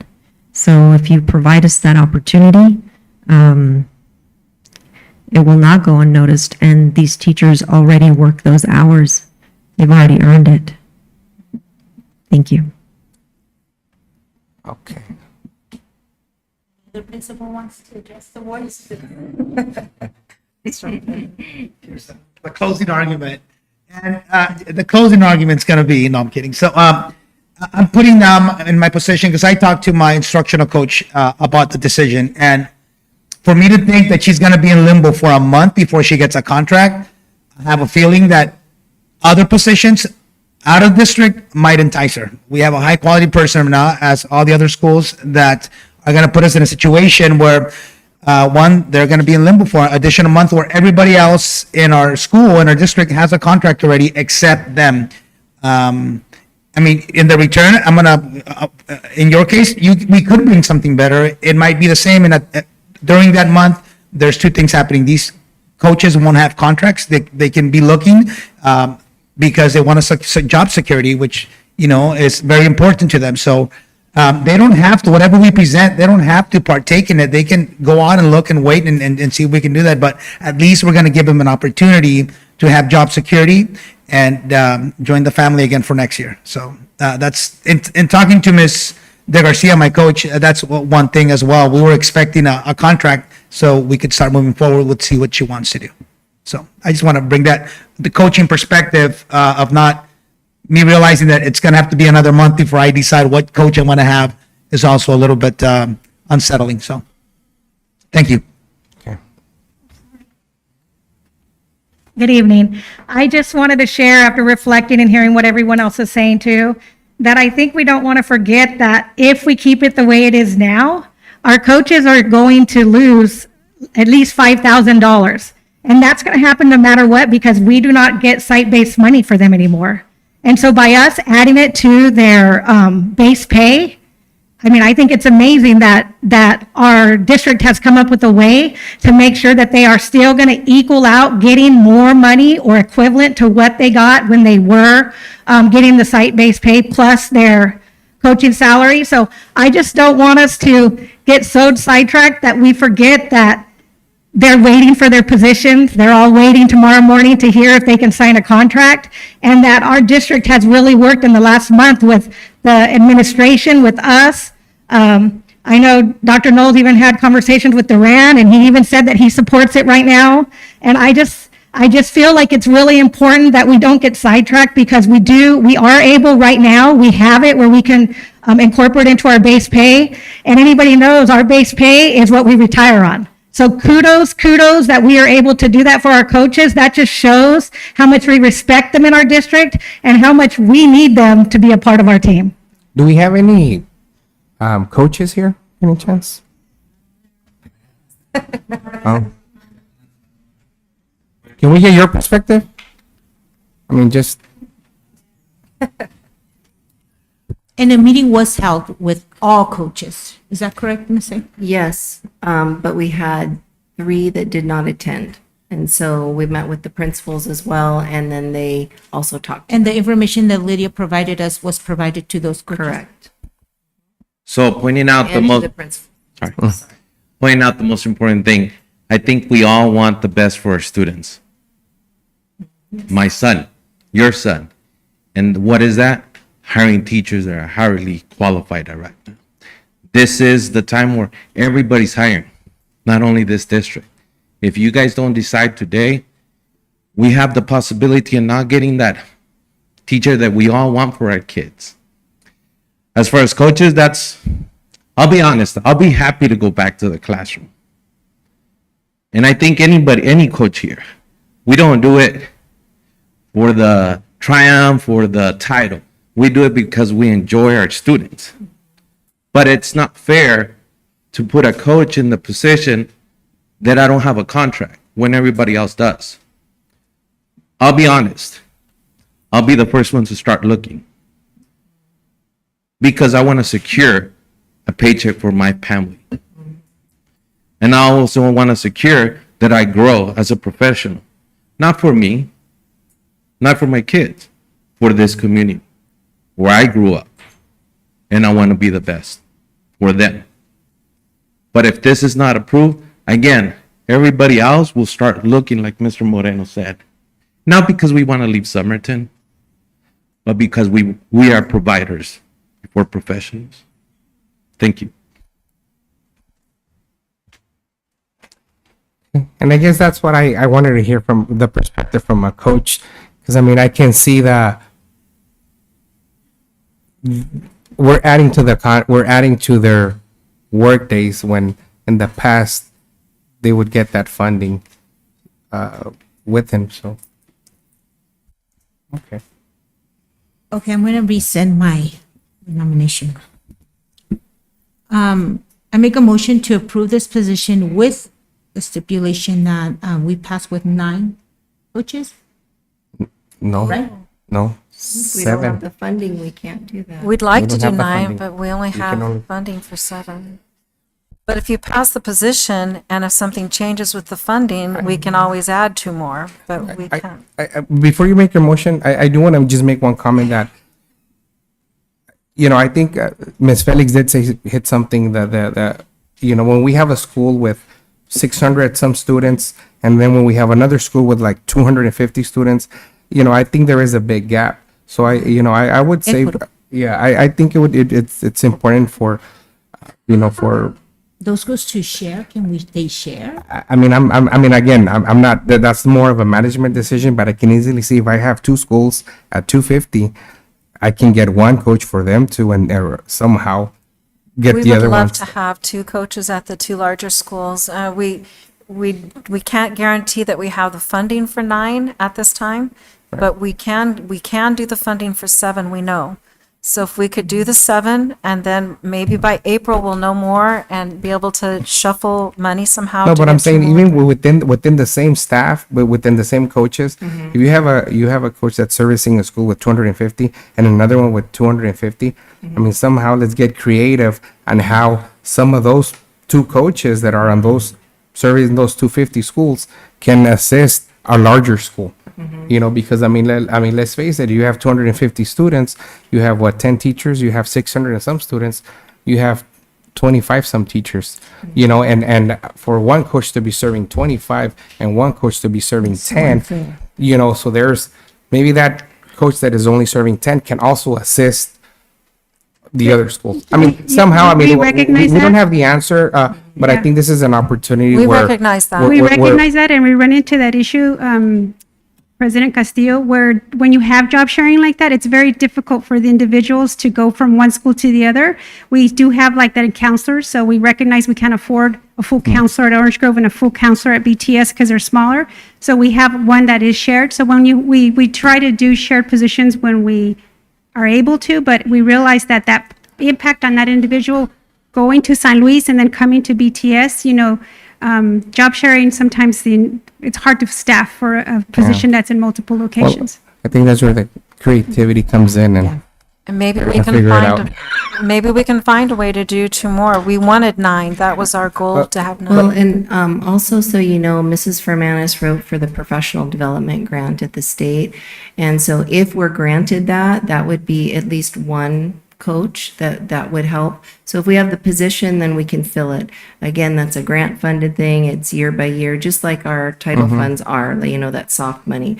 But that's something else that's hopefully in the works. I would just look at that and see what. I mean, And, would like and to a see a coaching, plan. yeah, a coaching plan. So if we have the position, then we could go to task on figuring out a coaching plan that would be equitable.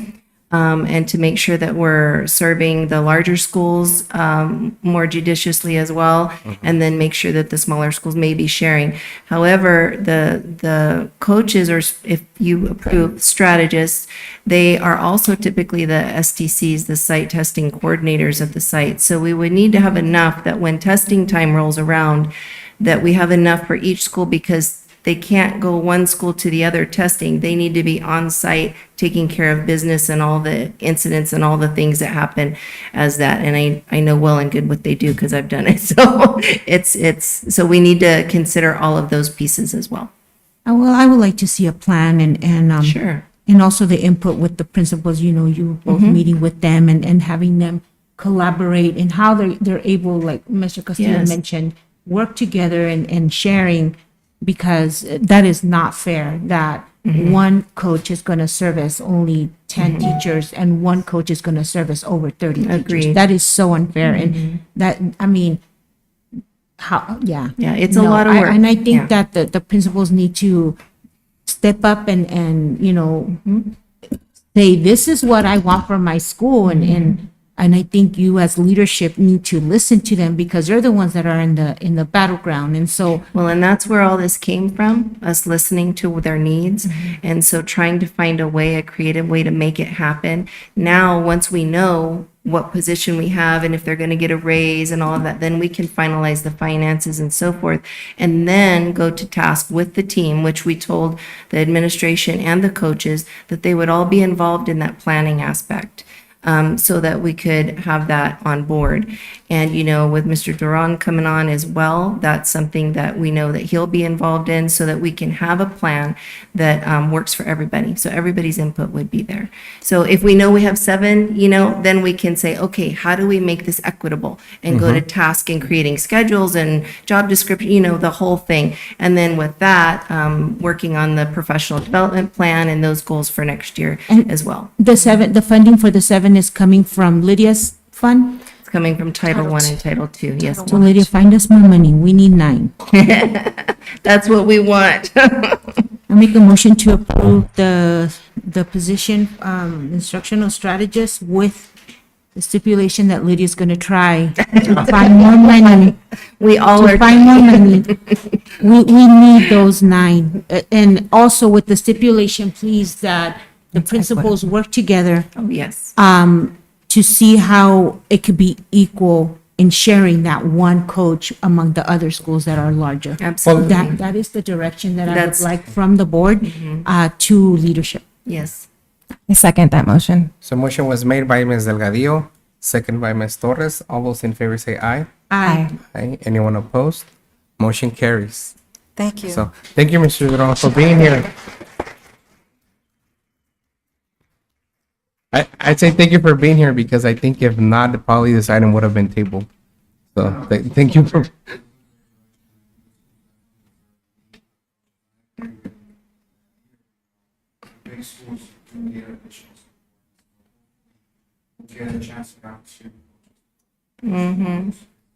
We'll keep working toward that. We keep playing with the money and squishing it and trying to find what we can use for what, so we'll, All right. So moving on to a 7.5, discussion and possible action to approve work calendars for FY 24-25. This is just a housekeeping item. We bring it to you every year to make sure we give the work calendars to our staff for staffing purposes. So these are the work calendars for next school year for 24-25. the change though is the secretary positions. Did you want to mention So that? I added that information to there. As I mentioned earlier, we are making sure we meet site needs, and so we will increase some of the larger schools had year-round secretaries, so we're trying to meet some of the needs at the smaller schools. So we, as noted there, the lead secretaries are going to change.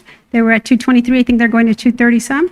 And then the other secretaries were only 191, which is like when the students were there, so we're going to extend them a little bit more. So those needs will be met by adding that additional support. And to that point, they would bring the secretaries in through federal grants or other monies to do those work. So they're already working those additional days, but with different funding. So this will now become part of their base salary too in their contract or notice of agreement. Another reason that we're doing it is reduction of- because the federal monies are being reduced, so Right. everybody's not going to have as much federal monies to use, but they do need that secretary time, and so they'll be coming out of M&O. Yes. Okay. Questions, comments? Make a motion to approve. Motion was made by Ms. Delgadillo, Second. second by Ms. Torres. All those in favor say aye. Aye. Aye. Anyone opposed? Motion carries. 7.6, approval to contract the following employees through Education Service, Inc. for the Somerton School FY 24-25.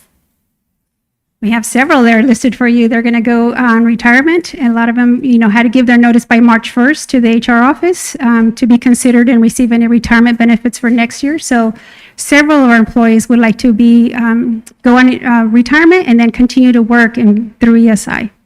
So you can see the names listed there for you. And those have been approved by the supervisors to continue through ESI. Congratulations. Yes. I don't know about Miss Say, though. Maybe we ought to rethink that. Yeah, me. Thanks. I just have a quick question. Out of these, how many have been with us more than 10 years? Oh, let's see the Majority. names. 1, 2, 3, 4, Majority, right? 5, 6. Yeah. All of them have been more than 10 years? 6 or 7 of them. I don't know the last 3 names. Majority. Leticia But yeah. Duarte has been.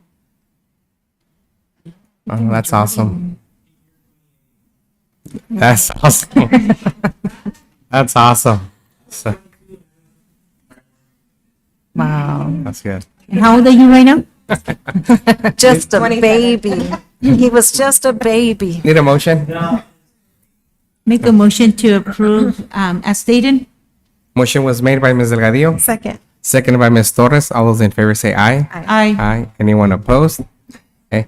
And if I'm not mistaken, I believe we are the only district that keeps them at their same pay without going to ESI, right? Or that's a good benefit that we have for our loyal We just see the employees. difference, yeah. And It is a good you thing. recently approved on the board policy to also give them a raise when they do come back to us. Right, So, right. So Yes, we so take thank- care of them. Thank you for your service and loyalty with our district. So thank you.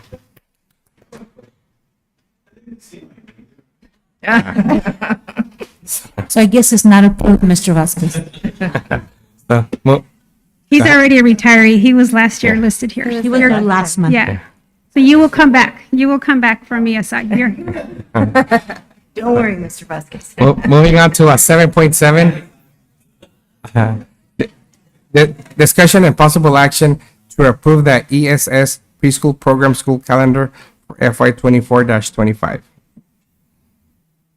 Make a motion to approve the calendar as stated.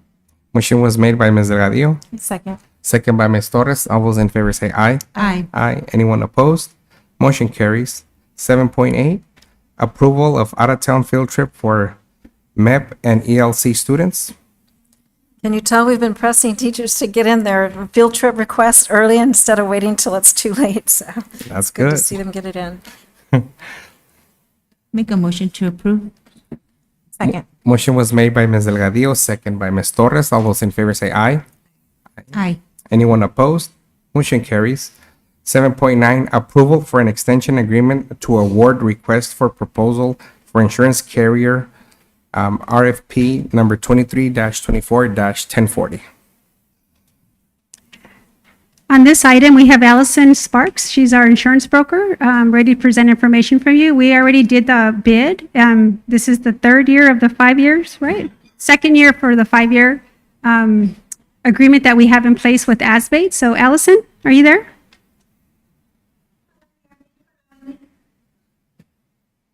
So would you like to present and then have the board ask you questions, or?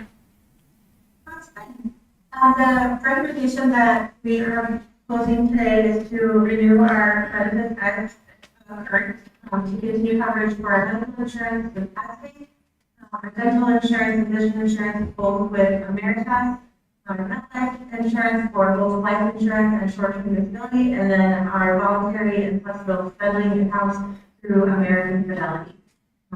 Page 2 of our board recommendation, apologize, I hope that you can see this on your screen. I'm looking at it separately. But page 2 outlines of the background. So as it relates to the medical plan, we're moving to approve. Essentially, we would like to continue offering medical coverage again through ASBATE. We want to continue to offer both the value silver plan as well as the high deductible payment. Additionally, we want to add a 3rd plan option for employees, the high deductible B plan as a base plan option. This is pretty typical of school districts to offer 3 plans or 2 or 3 plans in conjunction with a high deductible plan. The request is to fund the per employee cost for medical, to increase that to $568.50, again, per employee per month. And that contribution would be the same toward all three plan options. The employee cost, excuse me, employee only cost for the value solar plan would increase to $84.50 from $54. The high deductible A plan would increase to $37 per month from $12. And then the employee cost for the high deductible B plan, if approved and added, would be $12, which is equivalent to our current base plan. The renewal that we received from ASBE this year was 9.7% for our current cost. The addition of the high deductible B plan and the slight increased cost for both the value silver and the high deductible plan will essentially increase district budget by 5.2% compared to the 9.7%. The district would like to continue to contribute to the health savings account that's attached to both the high deductible B and high deductible A plans. For those folks who are enrolled in that plan, help offset any early deductible amounts. Currently, the district is contributing $350 per year to folks who are enrolled in that plan. I do believe that as Reverend Laura would like to adjust that. I will leave that to them to discuss. As was Reverend at the time now, we'd like you to continue with some of the other plan items before discussing. I think you could continue just so they know the difference. And then we'll go ahead and show them our portion. Absolutely.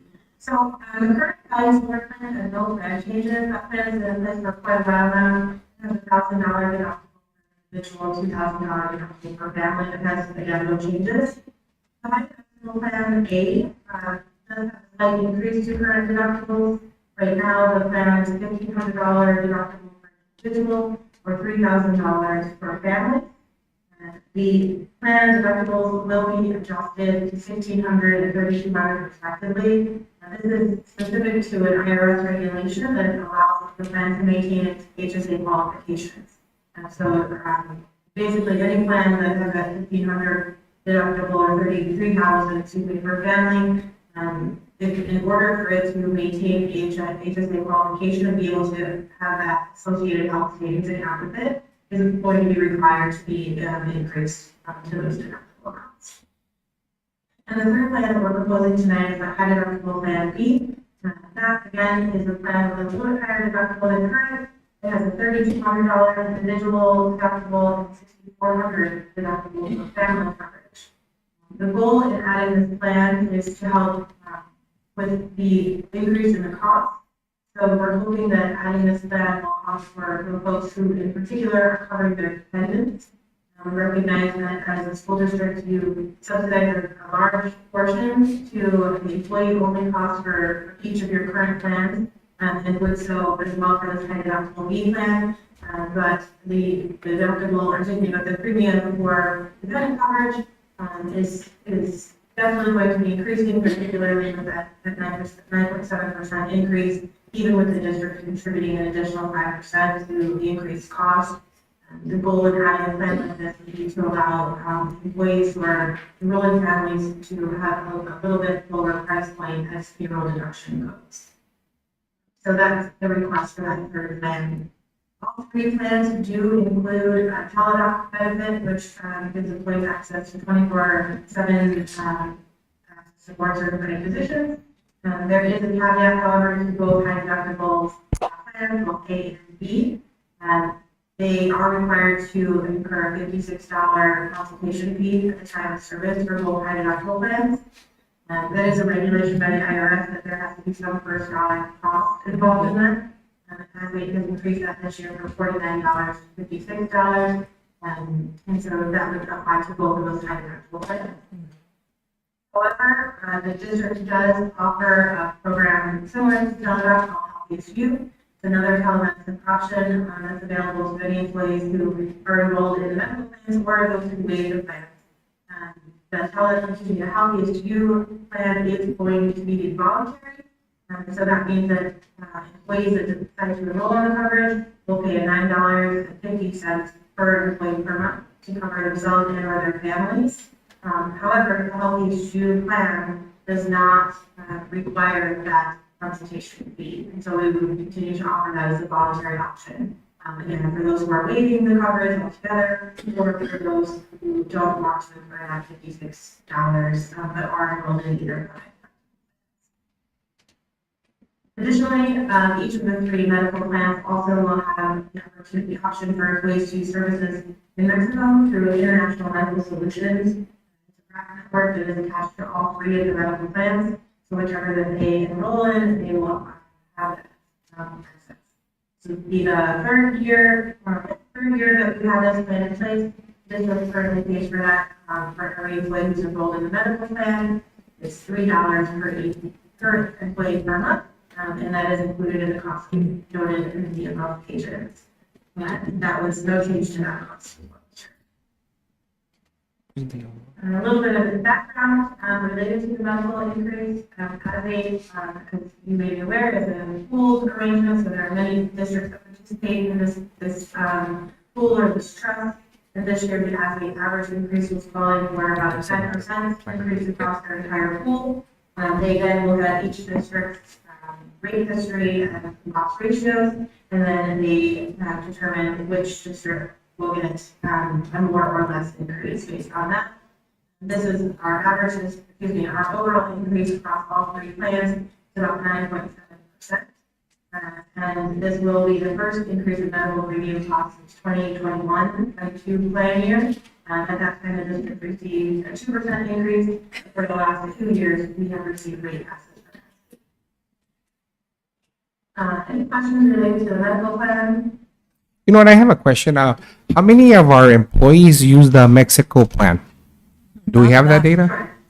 Not enough. We don't have data on insurance, but I will say that over the last 10 years, so through the last 12 months, we have had about $87,000 in claims diverted from our plan here in Arizona, used over in upper Mexico services. So we are seeing some traction in that plan.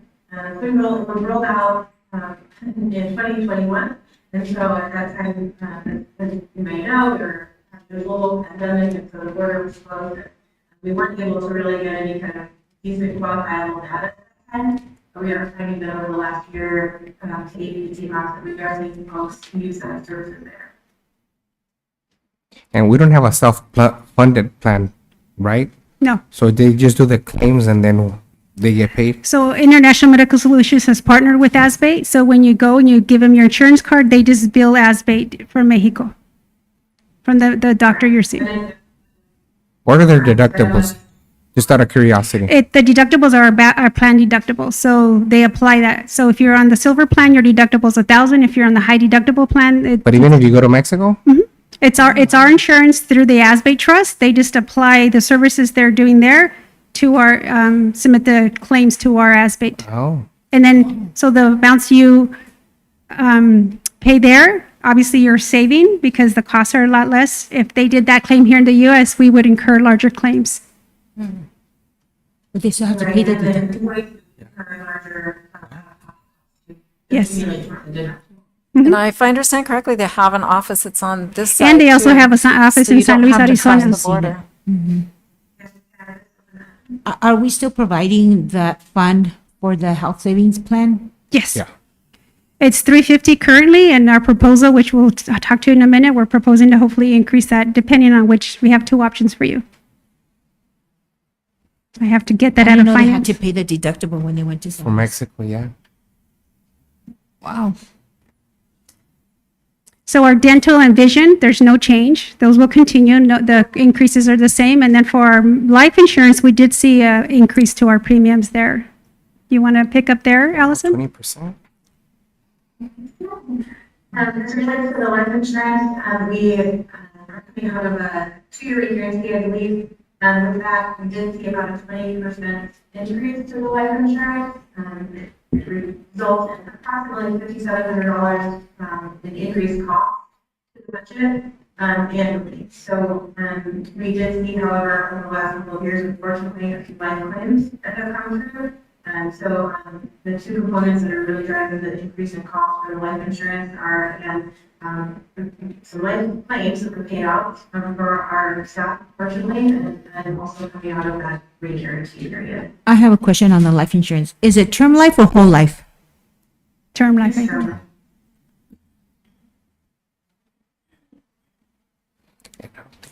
So, And then Allison, so then our voluntary short-term disability and all our voluntary plans, there is no further changes on those plans, so.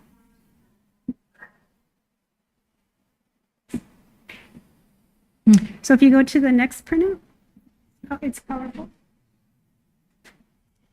Allison lives insurance, so I know all this information. She lives, and Mr. Duron was at our meeting when she was here, so she met him and he was part of the meeting. So the proposals that we have for you today, yes, there's another. It's a separate one for the grid, yeah. There you go. Mary, the additional attachment that Laura sent you? Yeah, this should be it. Let's see. Is it opening? No? Yeah. We have it here. I can't project this right. Do you have it? We have it here. Okay, do you have it on your board packet? Do you guys have This sheet? this page? Yeah. So it Yeah, should be there. we have it. If they have it. So on the top, the blue section that you see here is our current health insurance coverage, and she kind of talked about how we have the silver plan and the high deductible plan. So our silver plan has a $1,000 deductible. That will not change next year. And the high deductible health plan that we currently have is $1,500 deductible. So the information is there for you. And then we kind of gave you the information so you can see what the employees pay there. So that's the blue section at the top. So our proposal, we have two options for you. So like Allison explained, we would like to add a third plan to help mediate some of the cost. So on the high deductible B option, we would give that option to our employees. That would now become our new base plan.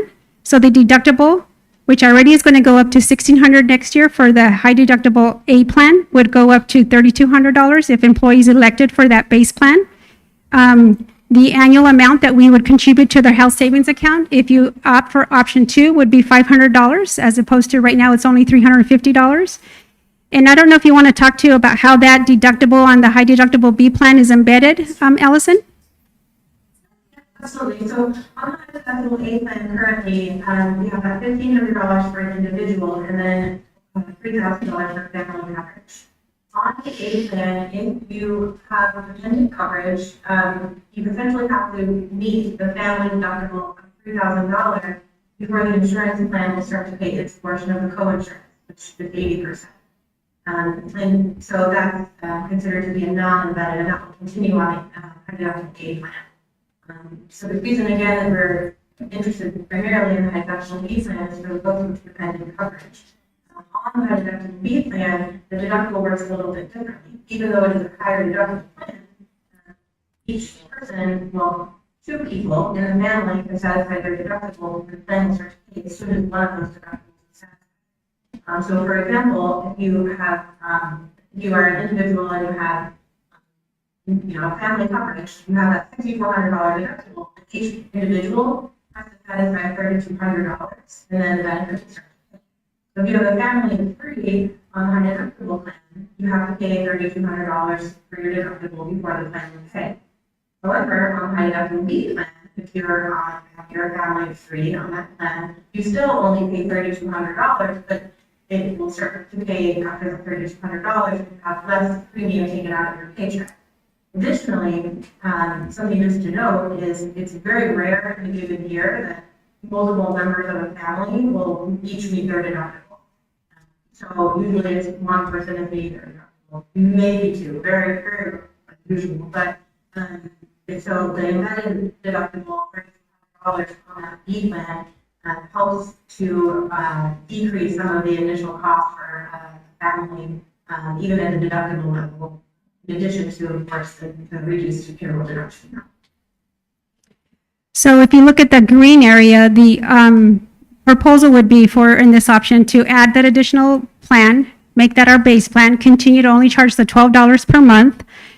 Then your high deductible A plan would be a buy-up plan, so that would increase from currently $12 to the $37, so it'd be a $25 increase to your employees, so they help offset some of those costs. And in our silver plan, we'd also keep that, again, an additional buy-up plan, so it would go from $54 a month to about $84 a month. But we'd still give them the option to continue the plans they have. It just would be a new base plan to allow us to offset some of those costs. So that would be option one, and the impact to all our grants and M&O would be about $102,000. So there's still going to be some impact that we will absorb some of the costs. We're just sharing a little bit of the cost with our employees. Again, kind of perks is if you do have a high deductible, instead of only getting $350 a year, we now give you the $500. So that is something to look at there. Option two would be is we continue with only our two plans.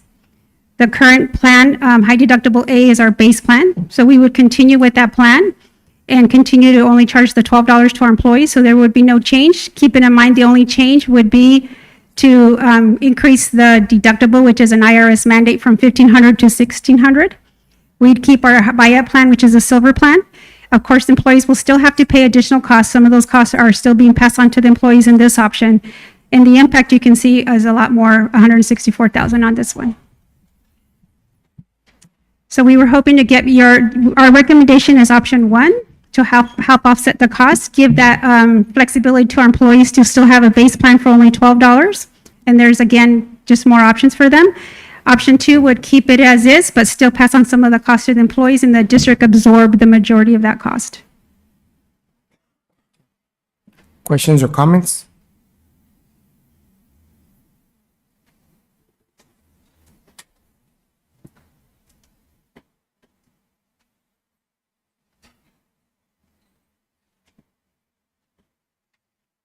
No question or comment? I need a motion. And your recommendation is option one, right? Yes, Dan. Option. Yes, option one. Yes, best benefits.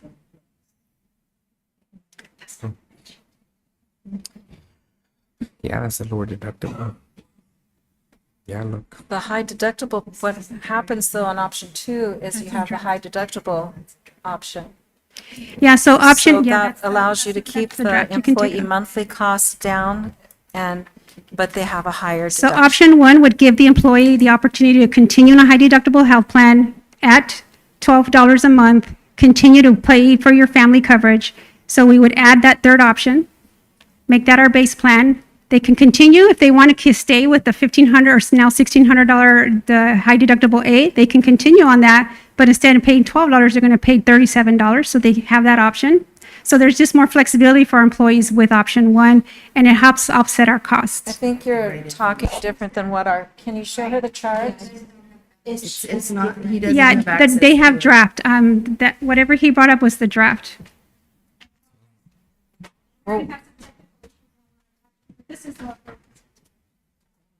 We know, what, Oh, Yeah, that goes along with what Allison presented, that chart right I wonder there. what she was The dr- saying, it didn't match. what I No, was yeah, exactly.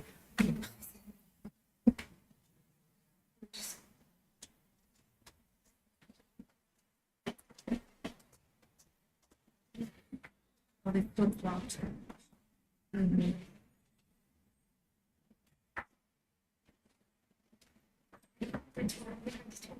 winning this one? Well, we're talking Isn't about, option two a better, I think the cost to the employee is, see, this has the.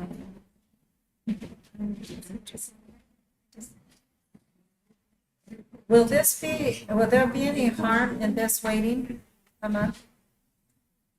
Will there be any? Yes, I'm currently implementing it in our new portal, so I have our provider waiting for our rates, and so our rates are going to be determined based on the option. So that's why we're bringing it to you tonight, Because what we had talked about was having the high deductible plan come in, and the amount that the employee contributed would be the same amount as what was the low. which is the option one. That is currently option one.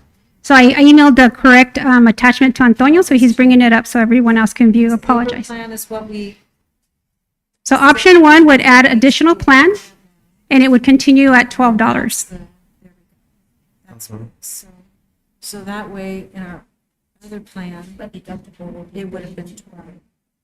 So, yes, it was a higher deductible, but allows this would be the same exact plan. But if, say, someone just wants to have a high deductible plan, so they keep their, only putting in the $12, here's that option. What is the same option over here? Now, Esperanza, and the difference with their option one is I see it's 102,000, and then option two, 164. We have that already covered, right? I mean, it's already budgeted in. Depending on which plan would help determine the raises we give our staff. So that, obviously, if we cover more of the health plan on option 2, then there's less money to give in staff for raises. So that's why we also need to confirm, so we can bring your recommendation next month as to what auto money we have left to then make sure and allocate to the staff as part of the finance calculations. Okay. So a couple of caveats, if you want. Oh, It is, we looked at what Crane, Gadsden, other districts are doing, and they do have multiple plans. So, it's difficult from an HR standpoint to educate our employees on the 2 plans we have. So now we're adding a 3rd plan. But we wanted to give them that option to continue to have a base plan that is low cost, and they can still continue to have coverage for their family members, which is something that our employees have requested. And it also allows us the opportunity to increase and put some more money into that health savings account with option 1. Is it $37 per paycheck or per month? That's per month. Yeah, I mean, this is one of those things where I think it's based on the individual's preference and the risk. I think option 1 does give us that flexibility. I know working in Gadsden, my deductible is 500, and we pay $0 a month. So, that's awesome. And I wish we could get our staff there, but, so I can see it there. I mean, I think option 1 gives us that flexibility, and it gives the employee the option to if they want to buy up for the high deductible plan A, I mean, they can do that.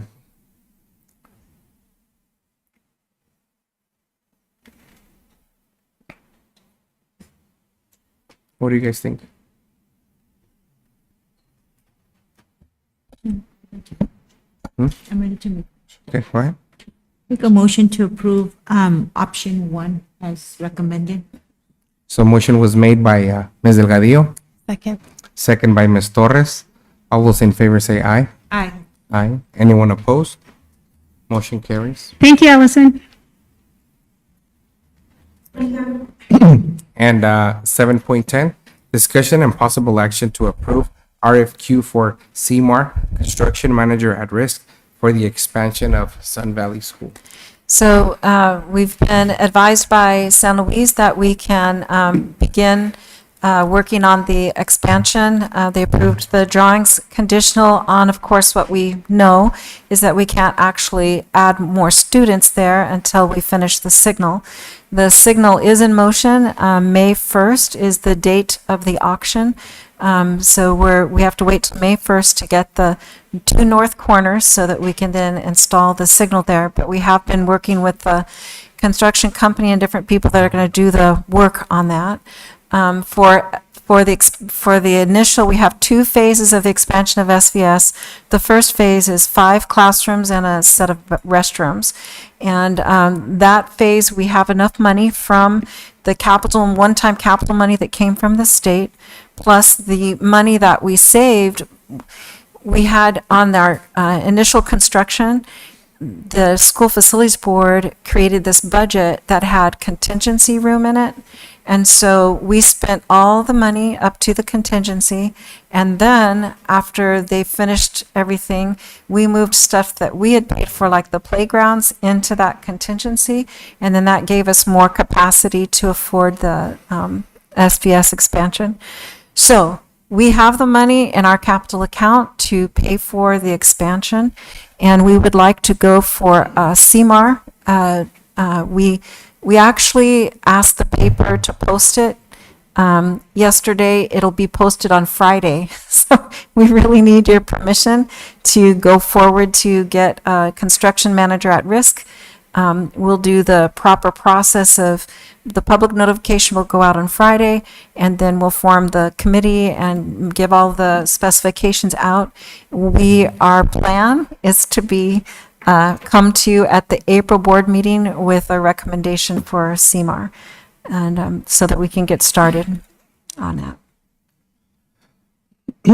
Questions or comments?